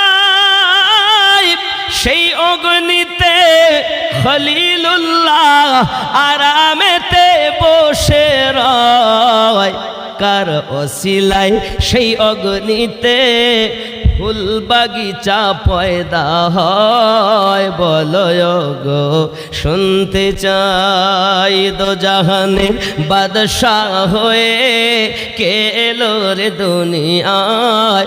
বলো গো শুনতে চাই। জোরে কন্যা সুবহানাল্লাহ। হে বাবাজি, কিতাবের ভিতরে বলা হয়েছে, তাফসীরের ভিতরে বলা হয়েছে, যদি আমার আল্লাহ পাক আল্লাহ তাআলা ওই দিন নির্ধারিত না করে দিতেন আগুন তুই ঠান্ডা হয়ে যাও, দুনিয়ার কোনো মানুষ কখনো অগ্নি জ্বালাতে পারত না। আমার আল্লাহ পাক যেহেতু খাস করে বলেছেন ইব্রাহিমের জন্য, এই জন্য ওই আগুনটাই শুধু এমন ঠান্ডা ফুলের বাগিচা হয়েছেন। আল্লাহ নবী ইব্রাহিম ওই আগুনের বাগানে বসে আছেন। সেটি আগুনের বাগান নয়, আল্লাহর নেয়ামতি কুদরতি ব্যাপার, আহলে পাকের সাদকার ঘর, রসুলে পাকের নূরের সাদকার ঘর, ফুলের বাগিচায় বসে আছে। ওই সাদকা আল্লাহর। আমার জওয়ান যুবক সোনা মানিকের, আল্লাহর নবী আলাইহিস সালাম এই পৃথিবী সরজমিনে আপনার কিনা ফেলা হয়েছে তখন তাকে অগ্নিতে, এখন উনি করলেন কি, ওই আগুন থেকে আপনার কিনা বার হয়ে এসেছিলেন। হে বন্ধুরে আমার, আগুন থেকে বার হয়ে এসেছেন পৃথিবীর সরজমিনে, যখন পড়াতে পারলো না সবাই তো নিজেদের দাবিতে আপনার অটুট। ও বাদশা নমরুদ, আমাদের অর্থ আপনাকে ফেরত দিতে হবে। আর ওদিকে বাদশা জাতি সারা ইব্রাহিম নবীকে দেখতেছেন, এত কষ্ট করার পরও, এত কিছু করার পরও আল্লাহর নবী ইব্রাহিম খলিলুল্লাহর একটা পশম জ্বালাতে পারিনি। নিশ্চিত তিনি নেককার ব্যক্তি। এই নেককার ব্যক্তি যদি আমার জীবনে পেতাম আমি সারা ধন্য হয়ে যেতাম। কথা বুঝেছেন? এইদিকে আপনার ঘোষণা হয়ে গেছে আম্মা সারার বিবাহ দেওয়া হবে। রাজা ছেলে, উজির যত আছে, বাদশা জাদা সবাই ছুটে ছুটে যাচ্ছে, কিন্তু প্রাইজের মাধ্যমে সবাই এক জায়গায় একত্রিত হবে। আর আমার মেয়ে সারা যাকে পছন্দ করে গলায় মালা দেবে সেই হবে সারার স্বামী। জুরি বলুন সোহা। রাতের বেলা স্বপ্ন দেখছে আম্মা সারা, কোথাও যেন বেড়াতে গেছেন। এই বেড়াতে যাওয়ার পর হঠাৎ করে দেখতে পাচ্ছেন বাবা, ওই আপনার জঙ্গলের ভিতরে সুন্দর একটি যুবক বসে আছে। ওই যুবকটার চেহারা পূর্ণিমা চাঁদের থেকেও ভালো, নুরানিময় চেহারা।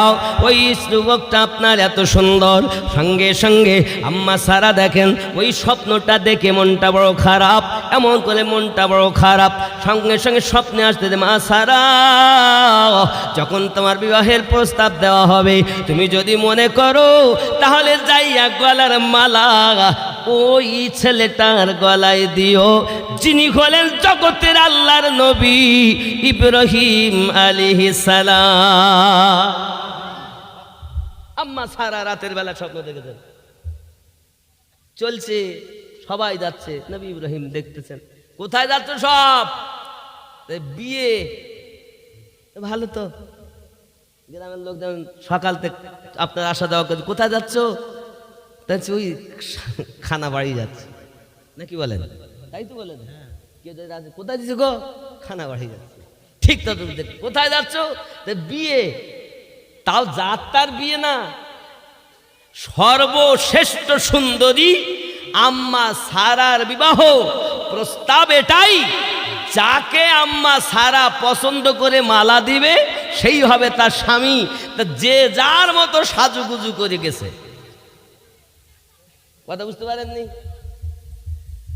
রাজা, ছেলে, উজির যাহা ছিল সব এলাকায় সব তারা করেছে কি, আস্তে আস্তে করে হাজিরি দিয়েছে। বড় জায়গা, সেখানে সব দুই সাইডে দাঁড়ানো। আম্মা সারা একত দেখতে অতি সুন্দরী, শ্রেষ্ঠ সুন্দরী তিনি। আল্লাহর নবী ইব্রাহিম ইব্রাহিম খলিলুল্লাহ তিনিও গিয়েছেন লাইনে, তিনিও দাঁড়িয়ে আছেন। আরো জোরে বলুন, আমার আল্লাহ বলেন, নবী আমার ইব্রাহিম চলে যাও, আমি আল্লাহ তোমার জন্য সারাকে নিযুক্ত করেছি। আর যখন পড়াতেই পারিনি, আম্মা সারা তো দেখেই পাগল, এই ছেলে নেককার, জোরে বলুন। এখন আম্মা সারা হাতে মালা, পাশে দাসী আছে, সঙ্গে দাসী আছে। বাবা যুবকেরা, আমার সোনা মানিকেরা, এই দাসী দেখে আপনার কিনা করতে জিজ্ঞেস সব আম্মা সারা দেখেন চতুর্দিকে। অনেক সময় অনেক উজিরের ছেলেরা আছে, একটু আমার মানে গলা খাকা আমার দিকে দেখলে হয়, কি বুঝলেন? আর কার না ইচ্ছা হয় রাজার জামাই হবে, বাদশার জামাই হবে, তারপরও জগৎ শ্রেষ্ঠ সুন্দরী, কার না ইচ্ছা হয়? যে যেমন ভাবে পেরেছে গেছে, হতেও তো পারে মনে করো সুন্দর বড় ধনী, তারও তো একটা গরিব, যে সেও দেখছে আমার ভাগ্যে যদি হয়, হতেও তো পারে প্রাইজটা আমার ভাগ্যে জুটবে, হবে না জানে, তারপরও যদি করে সবাই গেছে। কি বুঝলেন? তাহলে যে সুন্দর দেখতে সেও গেছে, যে অসুন্দর সেও গেছে, কারণ পছন্দ নিয়ে বিষয়। এখন সুন্দর করে সেজে গুজে আব্বা আমার, আমরা যেমন চেহারাকে খুব সুন্দর সাজাই, সাবুন মাখি, শ্যাম্পু মাখি, আপনার ক্রিম মাখি, ফেস ওয়াশ মাখি ব্যবহার করি না চেহারায়? করে না মায়েরা, বোনেরা করে না? বেশিরভাগ মায়েরা করে। তো এই চেহারা দেখবে মানুষ, তাকে যদি এত সুন্দর করে পরিষ্কার করতে হয়, তা আল্লাহ তো চেহারা দেখেন না, আল্লাহ দিল দেখেন। তা দিলটাকে আমাদের কতবার পরিষ্কার করতে হবে, কতবার পরিষ্কার করতে হবে? একবারও আমরা করি না।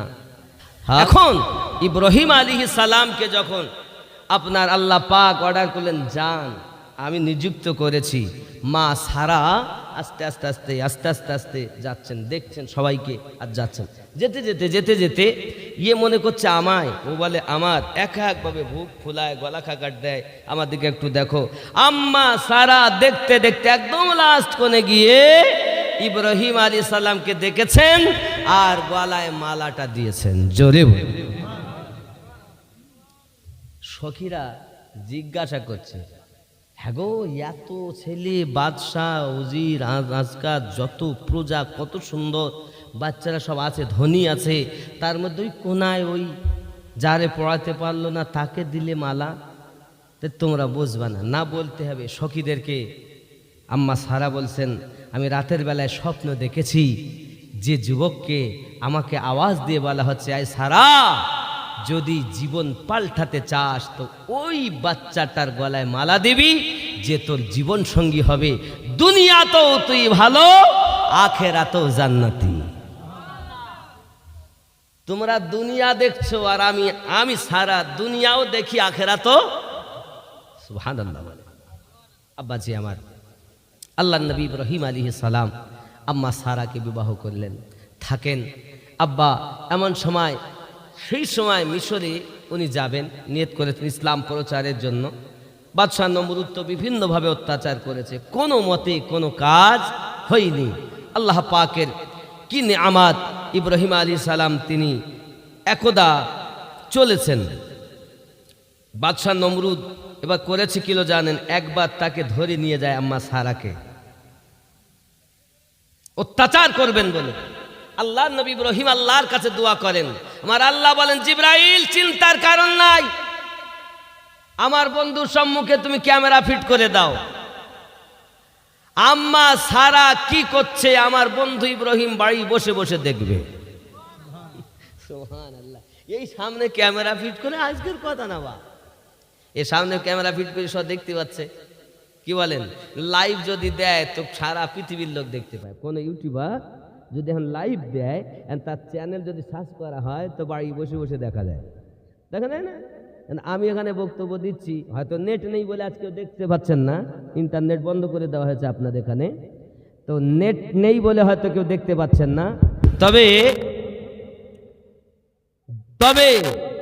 যদি কোনো ইউটিউবার ইন্টারনেটের মাধ্যমে লাইভ চালু করে, ডাইরেক্ট লাইভ টেলিকাস্ট যদি হয়, পৃথিবীর যে কোনো জায়গা থেকে সে ব্যক্তি ঘরে বসে, বাইরে বসে, বাগানে আগানে যেখানে ইচ্ছা দেখতে পায়।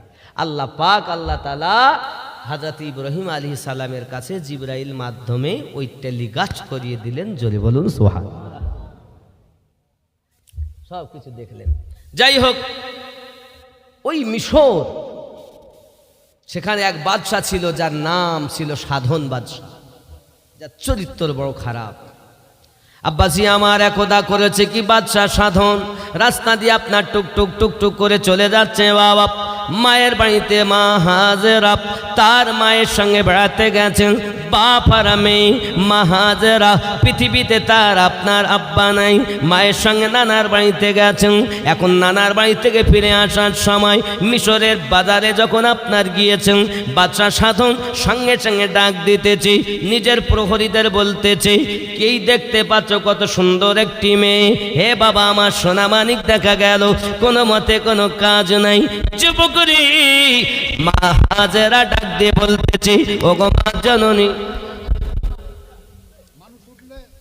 অসুবিধা কি, ছেড়ে দেব?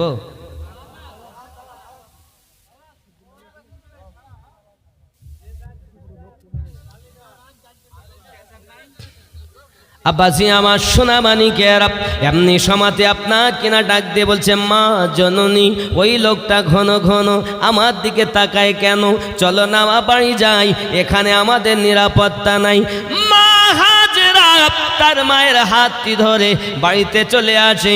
মাকে বলে, মা আমি যা পরিস্থিতি বাজারে দেখে এলাম, আমি যা মিশরের বাজারে দেখে এলাম, নিশ্চিত আমার জন্য বড় কষ্ট আছে মা। ও জননী, আমি থাকতে চাই না, আমি কিন্তু চলে যাব। মা বলে, বাবা মা তুই কোথায় যাবি এই রাতের বেলাতে? বলে, ও গো মা, রাতের বেলাতে যদি ওই বাদশাহ সাধন তার দল বলের লোক নিয়ে আসে, এসে যদি আমার প্রতি অত্যাচার করে, তুমি আমাকে বাঁচাতে পারবে না মা, আমার সতীত্ব বাঁচাতে পারবে না। তাই আমি রাতের বেলাতে আপনার পালাতে আরম্ভ করেছি। হযরতে মা হাজেরা মায়ের কদম বুসি করে ঘর থেকে বানিয়ে গেলেন।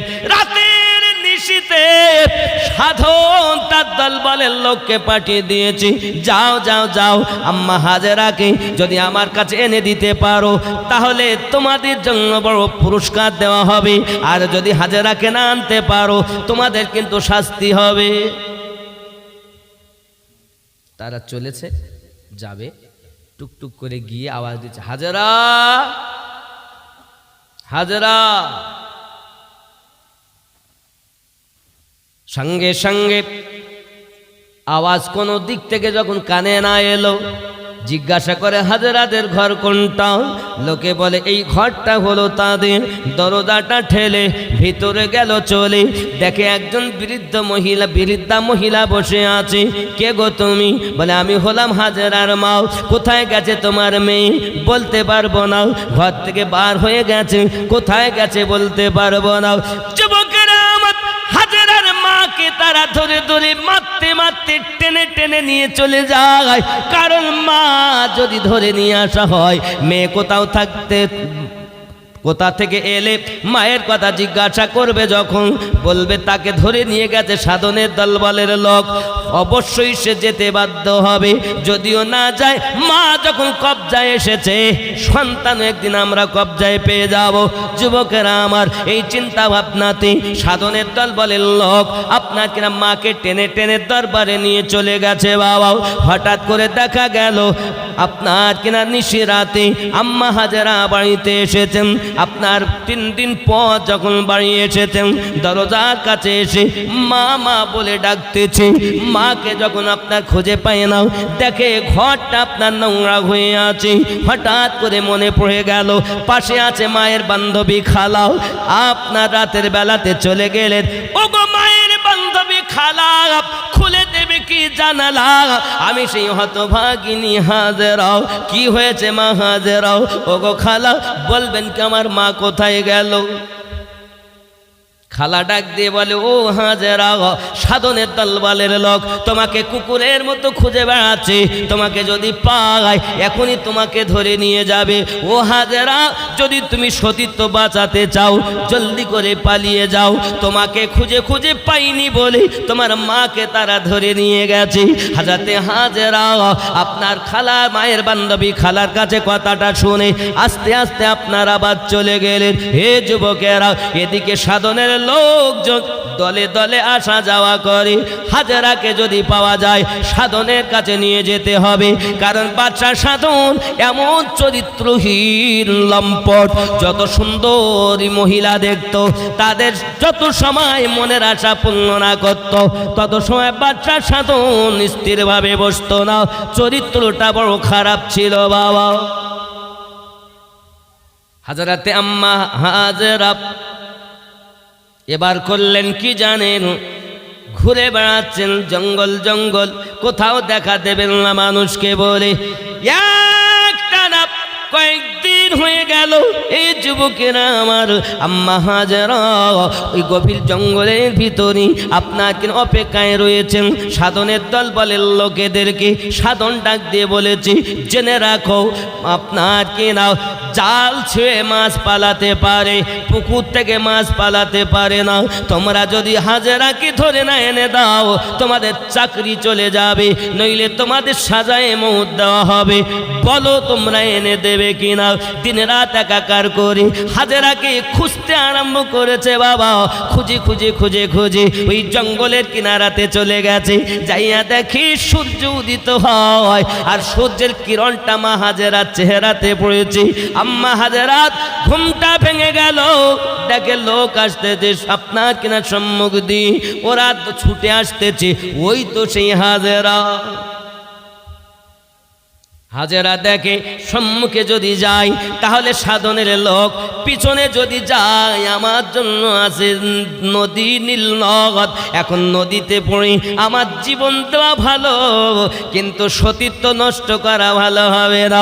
এই জননী মা খালাও শুনে নিন রাতের বেলাও হাজরাতে আম্মা হাজেরাও আপনার করলেন কি নাও, সম্মুখ দিকে না আগায়াও আপনার নদীর কিনারার দিকে আগিতে লেগেছেন। নীল নদের দিকে যখন গিয়ে যাচ্ছেন, নীল নদ বড় নদী বাবা, এই সোনামানিকেরাও কত হাঙর পাঙর কুমির আছে, পানির জীব রয়েছে, আম্মা হাজেরাকে খেয়ে আপনার শেষ করে ফেলবে। যুবকেরা আমার নদীর কিনারাতে যাইয়া বলে, মালিক আমার রব, তুমি যদি বাঁচাও আমাকে কেউ মারতে পারবে না। আমি হাজেরাও এই দরিয়াতে ডুবে নিজের জীবনটা দেব, তবু সতীত্ব নষ্ট হতে দেব না। আমার আল্লাহকে স্মরণ করে আম্মা হাজেরা ওই নীল নদে ঝাঁপ দিয়ে পড়েছেন। জোরে বলুন সুবহানাল্লাহ।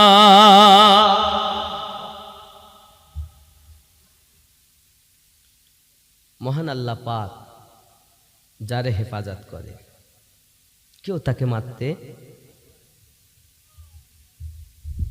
আল্লাহ পাক টেলিফোন করে দিলেন, ও পানির জীব হাঙর পাঙর কুমির, হাজেরা আমাকে স্মরণ করেছে, খবরদার তার যেন কোনো ক্ষতি করবি না। জোরে বলো।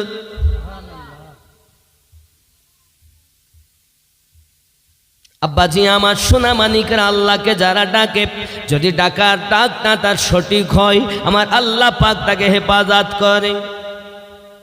বলেন না?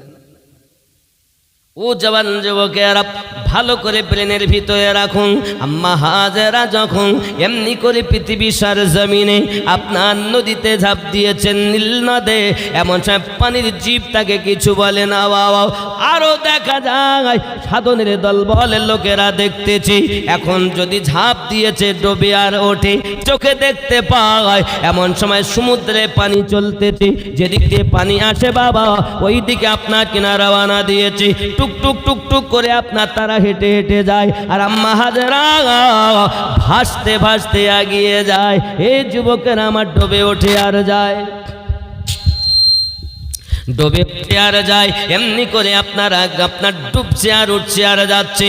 হঠাৎ করে তারাও পেরেছান, খাওয়া নাই দাওয়া নাই, রাত দিন একাকার করি খুঁজে খুঁজে পায়। 18 দিন পর নদীর কিনারাতে আম্মা হাজেরাকে ভাসমান বেহুশ হালাতে চরে পেয়েছে। বাবা, এই চরে যখন আপনার বেহুশ হালাতে পেয়েছে, তারা ওই বেহুশ হালাতে ধরে সাধনের দরবারে নিয়ে গেছে। সাধনের দরবারে নিয়ে যাওয়ার পরে এ জওয়ান যুবকেরা ওইখানেতে আপনার রেখে দিয়েছে। আম্মা হাজেরা যখন আপনার হুঁশ ফিরে গেছে, দেখে সাইডে কিছু আপনার দাসী আপনার রয়েছে। তাদেরকে জিজ্ঞাসা করা, এটা কোথায় এলাম? বলে এটা সাধনের দরবার, বাদশাহ সাধনের দরবার। তোমরা কারা? আমরা হলো আপনার সেবায় নিযুক্ত হয়েছি, যাহা আপনার দরকার আমরা দেব, তাই বাদশাহ সাধন আমাদের নিযুক্ত করে রেখেছে। এ জওয়ান যুবকেরা আম্মা হাজেরা বলেন, মালিক রব, যে ভয় করছিলাম সেই ভয় আমার যখন জুটে গেল আমার আল্লাহ, এখন আবার উপায় কি হবে জানি না বাবা। এমনি করে আম্মা হাজেরা যখন আপনার কিরণাজারি করতেছেন, চালাকি করে তিনি জিজ্ঞাসা করছেন, ওগো আমার দাসীরা, তোমাদের কাছে আমার জানার বিষয় হলো এটাও, এখান থেকে 18 দিন এখান থেকে 40 দিনের মধ্যে একজন মহিলার পায়ে বেড়ি দিয়ে টেনে টেনে আনা হয়েছে। ওই মহিলাটা বেঁচে আছে না মারা গেছে বলতে পারবে মা বলে পরিচয় দিচ্ছেন না, কারণ তার যদি আঘাত করে। 1 মাসের মধ্যে একজন মহিলাকে আনা হয়েছে পায়ের দড়ি দিয়ে টেনে টেনে। তার হালাত কি? তারা বলতেছে, দাসীগুলো বলতেছে, হাজেরা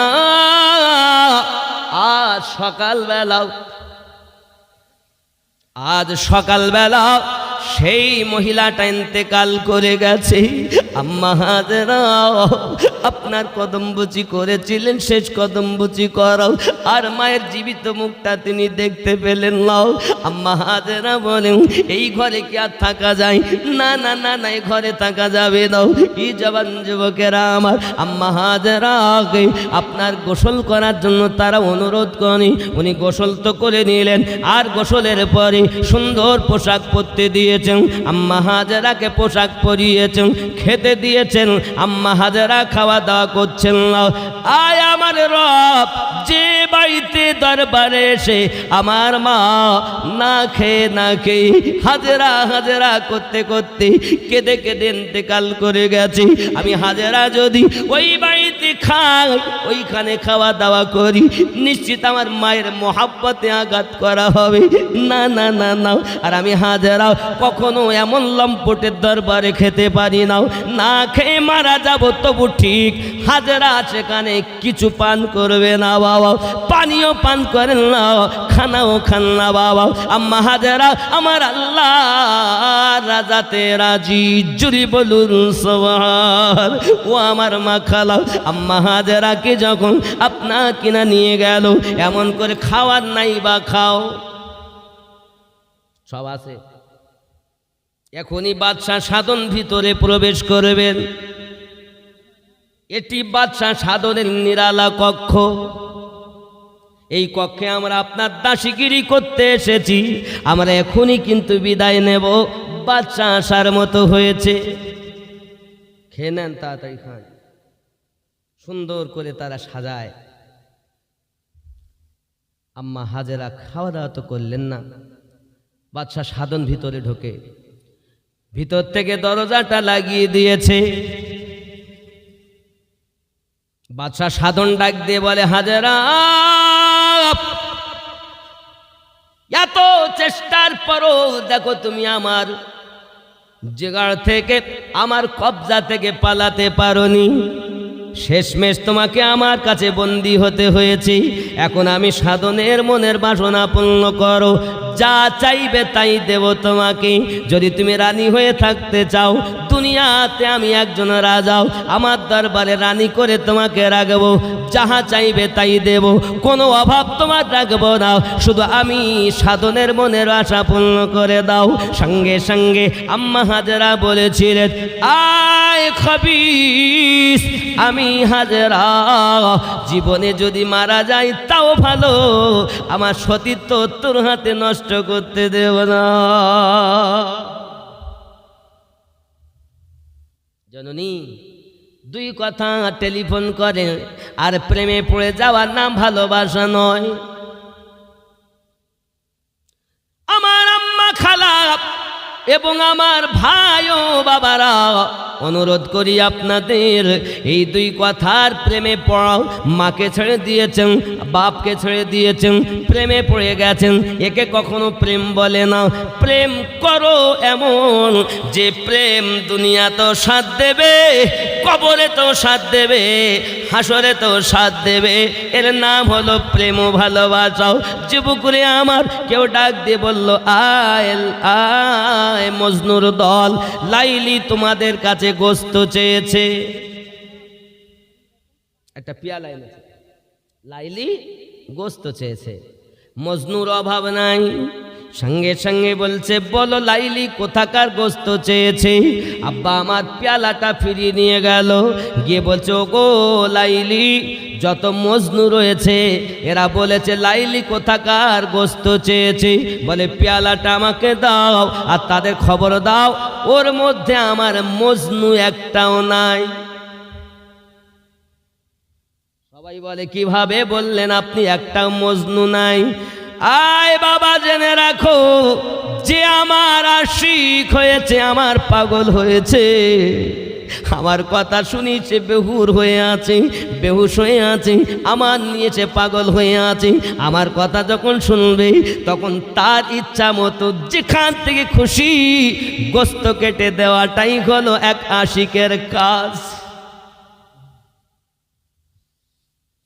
কিন্তু যারা আমার কাছে ঘুরিয়ে পেয়ালা পাঠিয়েছে, কোন জায়গায় গোস্ত চেয়েছে, বোঝা গেল ওদের মধ্যে সব ছদ্মবেশী, একটা আমার মজনু না। মজনু কারে বলে বাবা? প্রেম কারে বলে?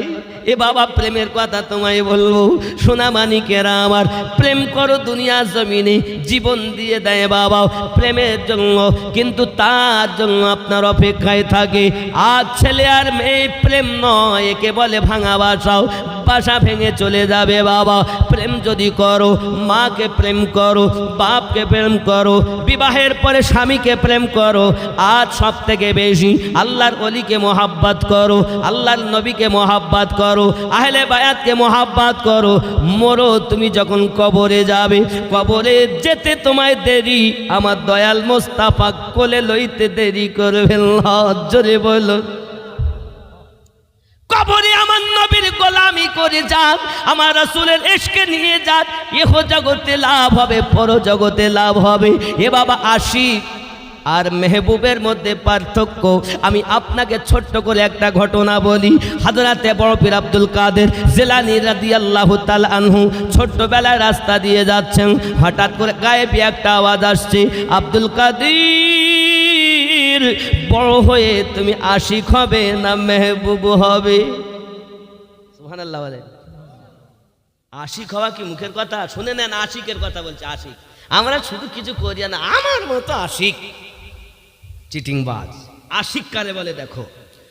গাউসুল আজম বাড়িতে প্রবেশ করেছেন, জননী মা, জননী মা, একবার দয়া করে বলুন না, আমি আব্দুল কাদের বড় হয়ে আশিক হব না মেহবুব হব?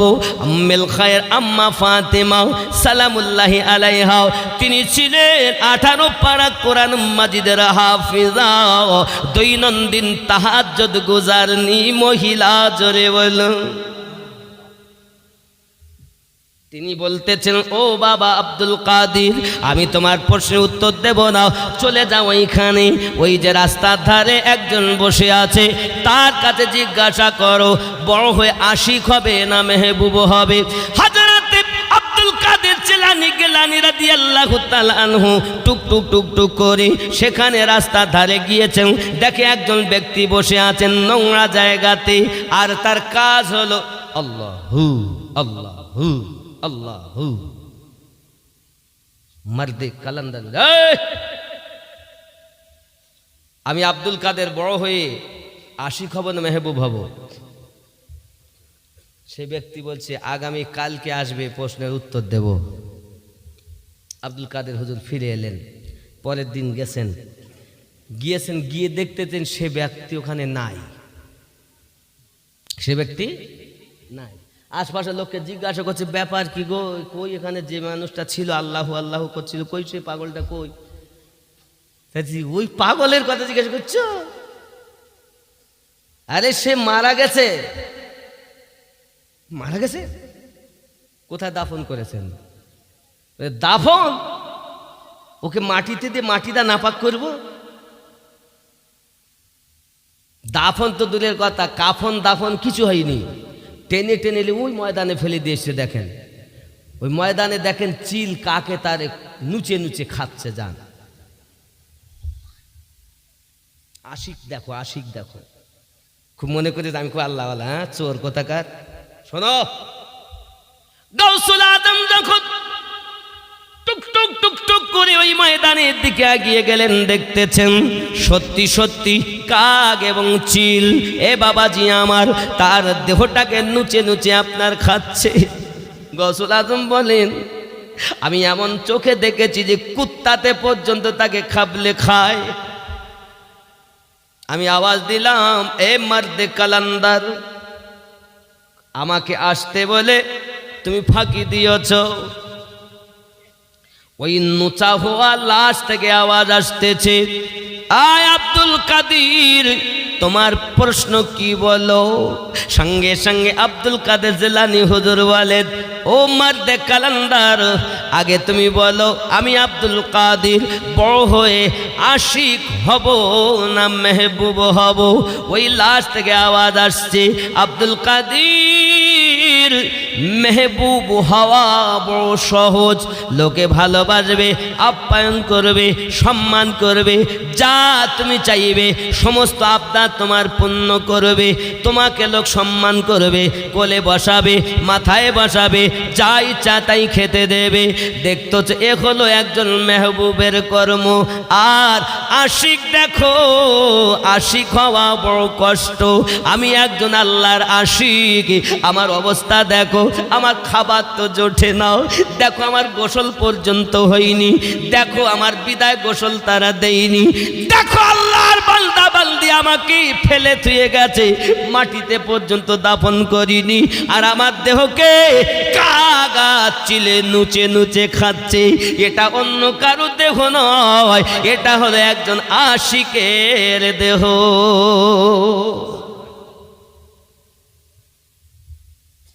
এটা একজন আশিকের দেহ। আশিক কি অত সহজ? আমি আজকে পাগল হয়ে গেছি। পাগল কোথাকার, পাগল কোথাকার। ওই মার্দে কালান্দার বলেছিলেন যখন এই কথাও, গৌসে পাক বলেছিলেন, ও আল্লাহর বান্দা, মেহবুব তো আমি হবই, কিন্তু আমি আশিক হয়ে জামানাকে দেখাবো। জোরে বল, হে জুনামানিকা, আমার গসে আজমের শান অনেক বড়, আমি ওদিকে যাচ্ছি না বাবা, চলুন না এগিয়ে যাই। এমনি করে দেখা গেল আম্মা হাজেরা ওকে আপনার রাতের বেলাতে বাদশা সাধন করলো কি নিরালা কক্ষে, তার দিকে যখন ধরতে গিয়েছে বাবা, আম্মা হাজেরা দুখানা হাত পেতে দিয়েছেন, মালিক দুনিয়ায় সব ছেড়েছি, গর্ভে ধারিনি মা পর্যন্ত হারিয়ে ফেলেছি, আয় রব্বে করিম তুমি আমার হেফাজত করো আল্লাহ, এই সাধনের কবল থেকে আমাকে বাঁচিয়ে দাও। আমার আল্লাহ পাক আল্লাহ তাআলা এত সুন্দর হেফাজত করলেন। আপনার হাজেরাকে আম্মা জানকে ধরতে যায় যখন, উনি পানি অন্যদিকে সরে যাওয়ার, হে আমার যুবকেরা, হঠাৎ যখন উনি বলেছেন আল্লাহ আমাকে হেফাজত করো, আল্লাহ পাকের দয়া এমন হয়ে গেল, রহমত এমন বর্ষণ হলো আম্মা হাজেরার উপরে, আর গজব নাজিল হলো সাধনের উপরে, তার দুখানা চোখ অন্ধ হয়ে গেল। জোরে বলো, ও বাদশা সাধন অন্ধ আর পায় না, কি করবে? আব্বা আমার খুব মুশকিল, চোখে না, চোখই যদি না থাকে দেখতে আর পায় না। এখন হাজারা একদিক, ও আর একদিক, ওই একদিকে যেই ধরতে যায় চলে, দেখতেই তো পায় না, চিৎচাতে এখানে বাড়ি খায় ওখানে বাড়ি খায় ঘরের মধ্যে। এখনো দেখলো চোখ তো আমার ভালো হবে না, এখন দুয়া চাচ্ছে হাজারার কাছে, বলছে মা তুমি আমাকে মাফ করে দাও হাজারা, আমার এই চোখ যাতে ভালো হয়ে যায়, আমি তোমার কোনো ক্ষতি করব না। আম্মা হাজেরা আল্লাহ পাকের কাছে দোয়া করলেন, আল্লাহ সাধন বলেছে তার কোনো ক্ষতি করবে না, তা আমি তার জন্য দোয়া চাই, আল্লাহ তার চোখ দুটি ভালো করে দাও। জোরে বলুন সুবহান। আল্লাহ দোয়া কবুল করলেন, চোখ ফিরে পেয়ে গেল।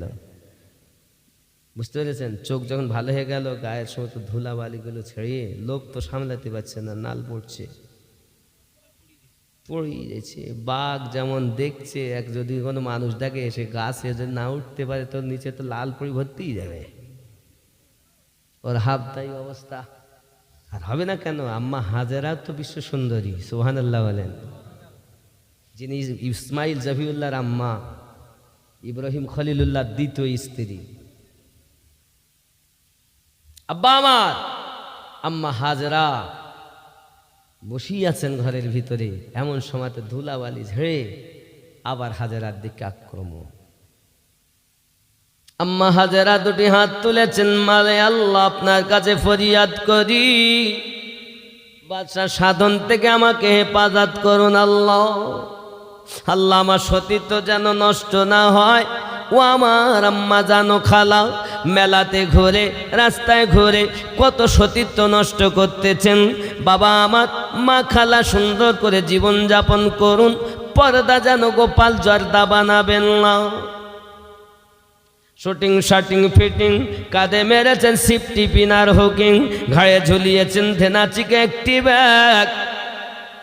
বিশ্বাস পাড়ার যুবকেরা ঘুরে ঘুরে আমার দিকে দেখ, লাম খালি মিম খালি নুনের পেটে এক নোক্তা, পেট খালি মাথা খালি কপালেতে এক নোক্তা। এরাম আছে না নাই?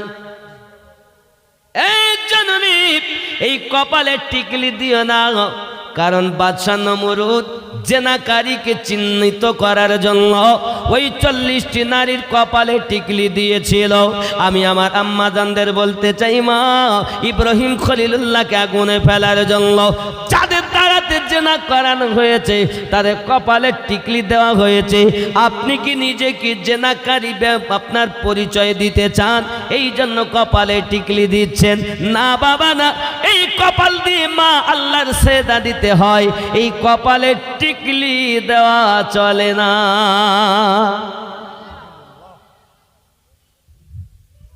বাদশা নমরুদ 40 জন নারীর কপালে টিকলি দিয়েছে, টিপ দিয়ে চিহ্নিত করে রেখেছে।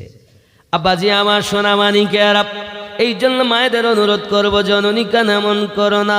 স্বামীর জন্য তুমি রাতের বেলাতে যেমন করে পারো সাজুগুজু করো, যত সুন্দর করে সুন্দরী হয়ে তুমি সাজবে, তোমার স্বামীর মন তত ভালো হবে। নিশ্চিত কোনো নায়িকার দিকে মন চলে যাবে না, খালাতো বোনের দিকে মন যাবে না। তুমি দেখতে কুৎসিত হলো যখন স্বামী যেভাবে চায়, সুন্দরী হয়ে যদি রাতের বেলায় সাজুগুজু করো, তোমার স্বামী তোমাকে বেশি ভালোবাসবে, খালাতো বোনকে ভালোবাসবে না। আর তুমি বাড়িতে আছো জঙ্গলি হয়ে, রাতের বেলায় জঙ্গলি হয়ে, আর মায়ের বাড়ি যাওয়ার সময় ভালো কাপড় চোপড় পরে তুমি মায়ের বাড়িতে যাও, তখন পাড়ার ছেলেরা বলবে আও ম্যাও বসো গল্প করে যাও, তুমি আমাদের সরকারি ভাবি কার ভয় পাও ম্যাও।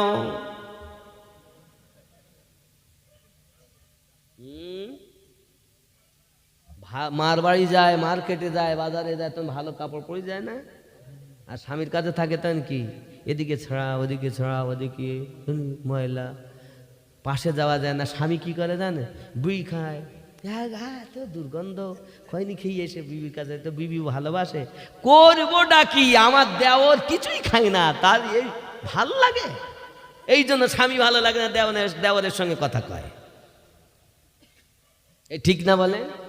তেরেঙ্গা খেয়ে আর গুটকা খেয়ে আর সিগারেট খেয়ে গুড়ি খেয়ে দেখবেন এমন হালাত হয়েছে। আব্বা আমার আমি আপনাকে বলি, দেখুন আপনারাও দেখেন, আমরা মলবি যারা প্রায় দেখা যায় না, অনেক সময় অনেকে বুলটুল ঘষতেছে, পান জর্দা খাচ্ছে, খায় না? খায় কি দেখেছেন না? হয়। আমি আগে নিজের কথাটা বলি, নইলে সবাই হয়তো বলবে। আমি তো দেখছি পানও খাই। দেখেন আমি পান খাই, ভালো। আপনি বিড়ি খান, ভালো। সিগারেট খান, ভালো। কিন্তু অনেক সময় দেখবেন বিড়িতে টান না দিলে হাগা হয় না। ভুল বলতি না ঠিক বলতি? গুল আমি ঘষতেছি খুব ভালো, কিন্তু গুল না ঘষলে হাগা বেরোচ্ছে না। তাহলে বুঝতে হবে আমি গুল ঘষি নে, বলো গুল আমারে ঘষে। আমি বিড়ি খাইনি, বিড়ি আমারে খায়, আর বিড়ি যখন আমারে খাবে তখন হারাম হবে, গুল যখন আমারে ঘষবে তখন হারাম হবে। কত বোঝা যাচ্ছে না নাকি? বুঝা যাচ্ছে তো? এই রাতের বেলা আপনার একটু হাসলেন, মুসকে মুসকে ভাল লাগলো, এতক্ষণ তো দুঃখই পাচ্ছিলেন, আমি নতুন কিছুই বলছি না, কারণ এই হাসি জিনিসটা ভালো লাগে না বাবা। এখন মনে হয় যে আমি একটু কাঁদি আর লোকে কাঁদুক, কারণ দুনিয়া যত কাঁদবে আখেরাতে তত কম কাঁদতে হবে।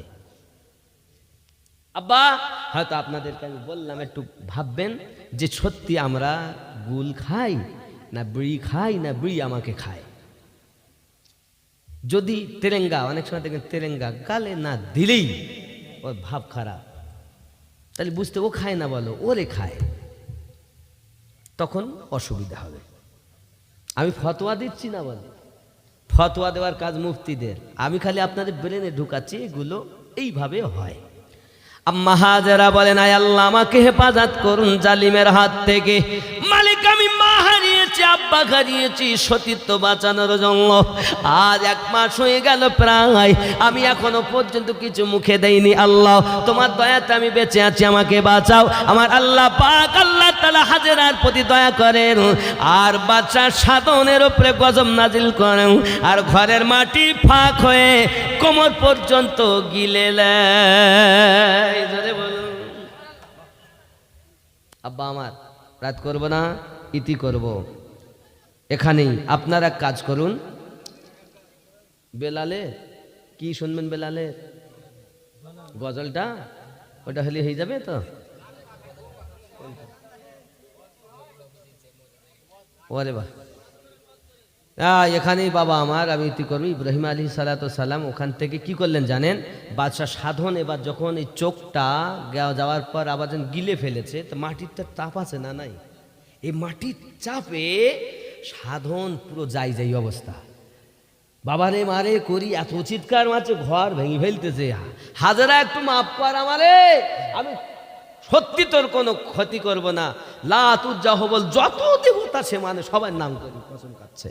আম্মা হাজারা হাজার হয়ে মহিলাদের মায়া বলো বেশি, মানে মায়ার চোটে মায়া বেশি কেমন আমি আপনাদের বলি। দেখেন, আপনার আত্মীয় ইন্তেকাল করেছে, আপনার সাথে পরিচয়, পাশে বাড়ি, তা আপনার সঙ্গে গিয়েছে, তার কোনো আত্মীয় হয় না। এখন ও কান্না করতেছে দেখি এও কাঁদতেছে, লোকে জিজ্ঞাসা করে বুবু কাঁদিস কেন? তোমার কান্না দেখি আমার পানি বেরিয়ে আসছে, আমি রাখতে পারছি না। এ মেয়েদের আছে না নাই? মেয়েদের দয়া একটু বেশি। আম্মা হাজারা বলেন, যখন এতই করে আল্লাহ আমি মাফ করে দিলাম, তুমি দাও। আল্লাহ যখন দরবারে দোয়া চেয়েছেন, আল্লাহ সাধনকে মাটির আযাব থেকে মাপ দিয়েছেন, বাঁচিয়ে দিয়েছেন। সাধন উঠে এবার হাজারাকে বলে, হাজারা তোমার তো আমি ক্ষতি করব না, আমি ওয়াদা করেছি, তবে তুই যতদিন থাকো আমার এই কয়েদখানায় থাকো। এখন এদিকে ইব্রাহিম আলাইহিস সালাম আম্মা সারাকে নিয়ে আসেন, এসে সারার প্রতি অত্যাচার হয়। ওখানে গিয়ে যখন একত্রিত হয়, তখন আম্মা সারার সাথে আর হাজেরাকে ইব্রাহিম আলাইহিস সালামকে ডেকে বাদশাহ সাধন বলেন, আমার দরবারে একজন নেককারিনী মহিলা আছে, যদি আপনি যাওয়ার সময় পারেন তো সাথে নিয়ে যান। তখন আম্মা সারা বলেন, ঠিক আছে তাই হবে। উনি এবার নিয়ে আসলেন বোন হিসাবে, বাড়িতে এনে রাখেন, রাখতে রাখতে থাকেন। সন্তানাদি তো আম্মা সারার হয় না। আম্মা সারা বলেন, এক কাজ করেন হাজেরা, 2 বোনে একসঙ্গে থাকবো, আজ আমার স্বামীর সঙ্গে আপনার বিবাহ হোক, আমিও চাই, কারণ আমি তার সুখ দিতে পারিনি, একটা সন্তান দিতে পারিনি, তোমার যদি আল্লাহ দেয়। আল্লাহর হাবিব, আল্লাহর এক নবী হযরত ইব্রাহিম আলাইহিস সালাম এমনি করে আপনার কিনা থাকলেন, আম্মা হাজেরার সঙ্গে বিবাহ হয়ে গেল। অনেক কথা, বিবাহ হওয়ার পরে থাকেন, থাকতে থাকতে থাকতে থাকতে সন্তানই নাই। হযরতে ইব্রাহিম নবী 80 বছর পর সন্তানের বাপ হয়েছিলেন। কত বছর পর? 80 বছর বয়সে। তো যখন হযরতে আম্মা হাজেরা গর্ভবতী হয়েছেন, পেটে কে আছে? হযরতে ইসমাইল জবিউল্লাহ। আমার নবী নূহ যে ইব্রাহিম নবী হয়ে ইসমাইল জবিউল্লাহর কাছে যাবে, জোরে বলে। আব্বা আমার এভাবে এনাদের সংসার হয়েছে। অনেক ঘটনা। যাই হোক,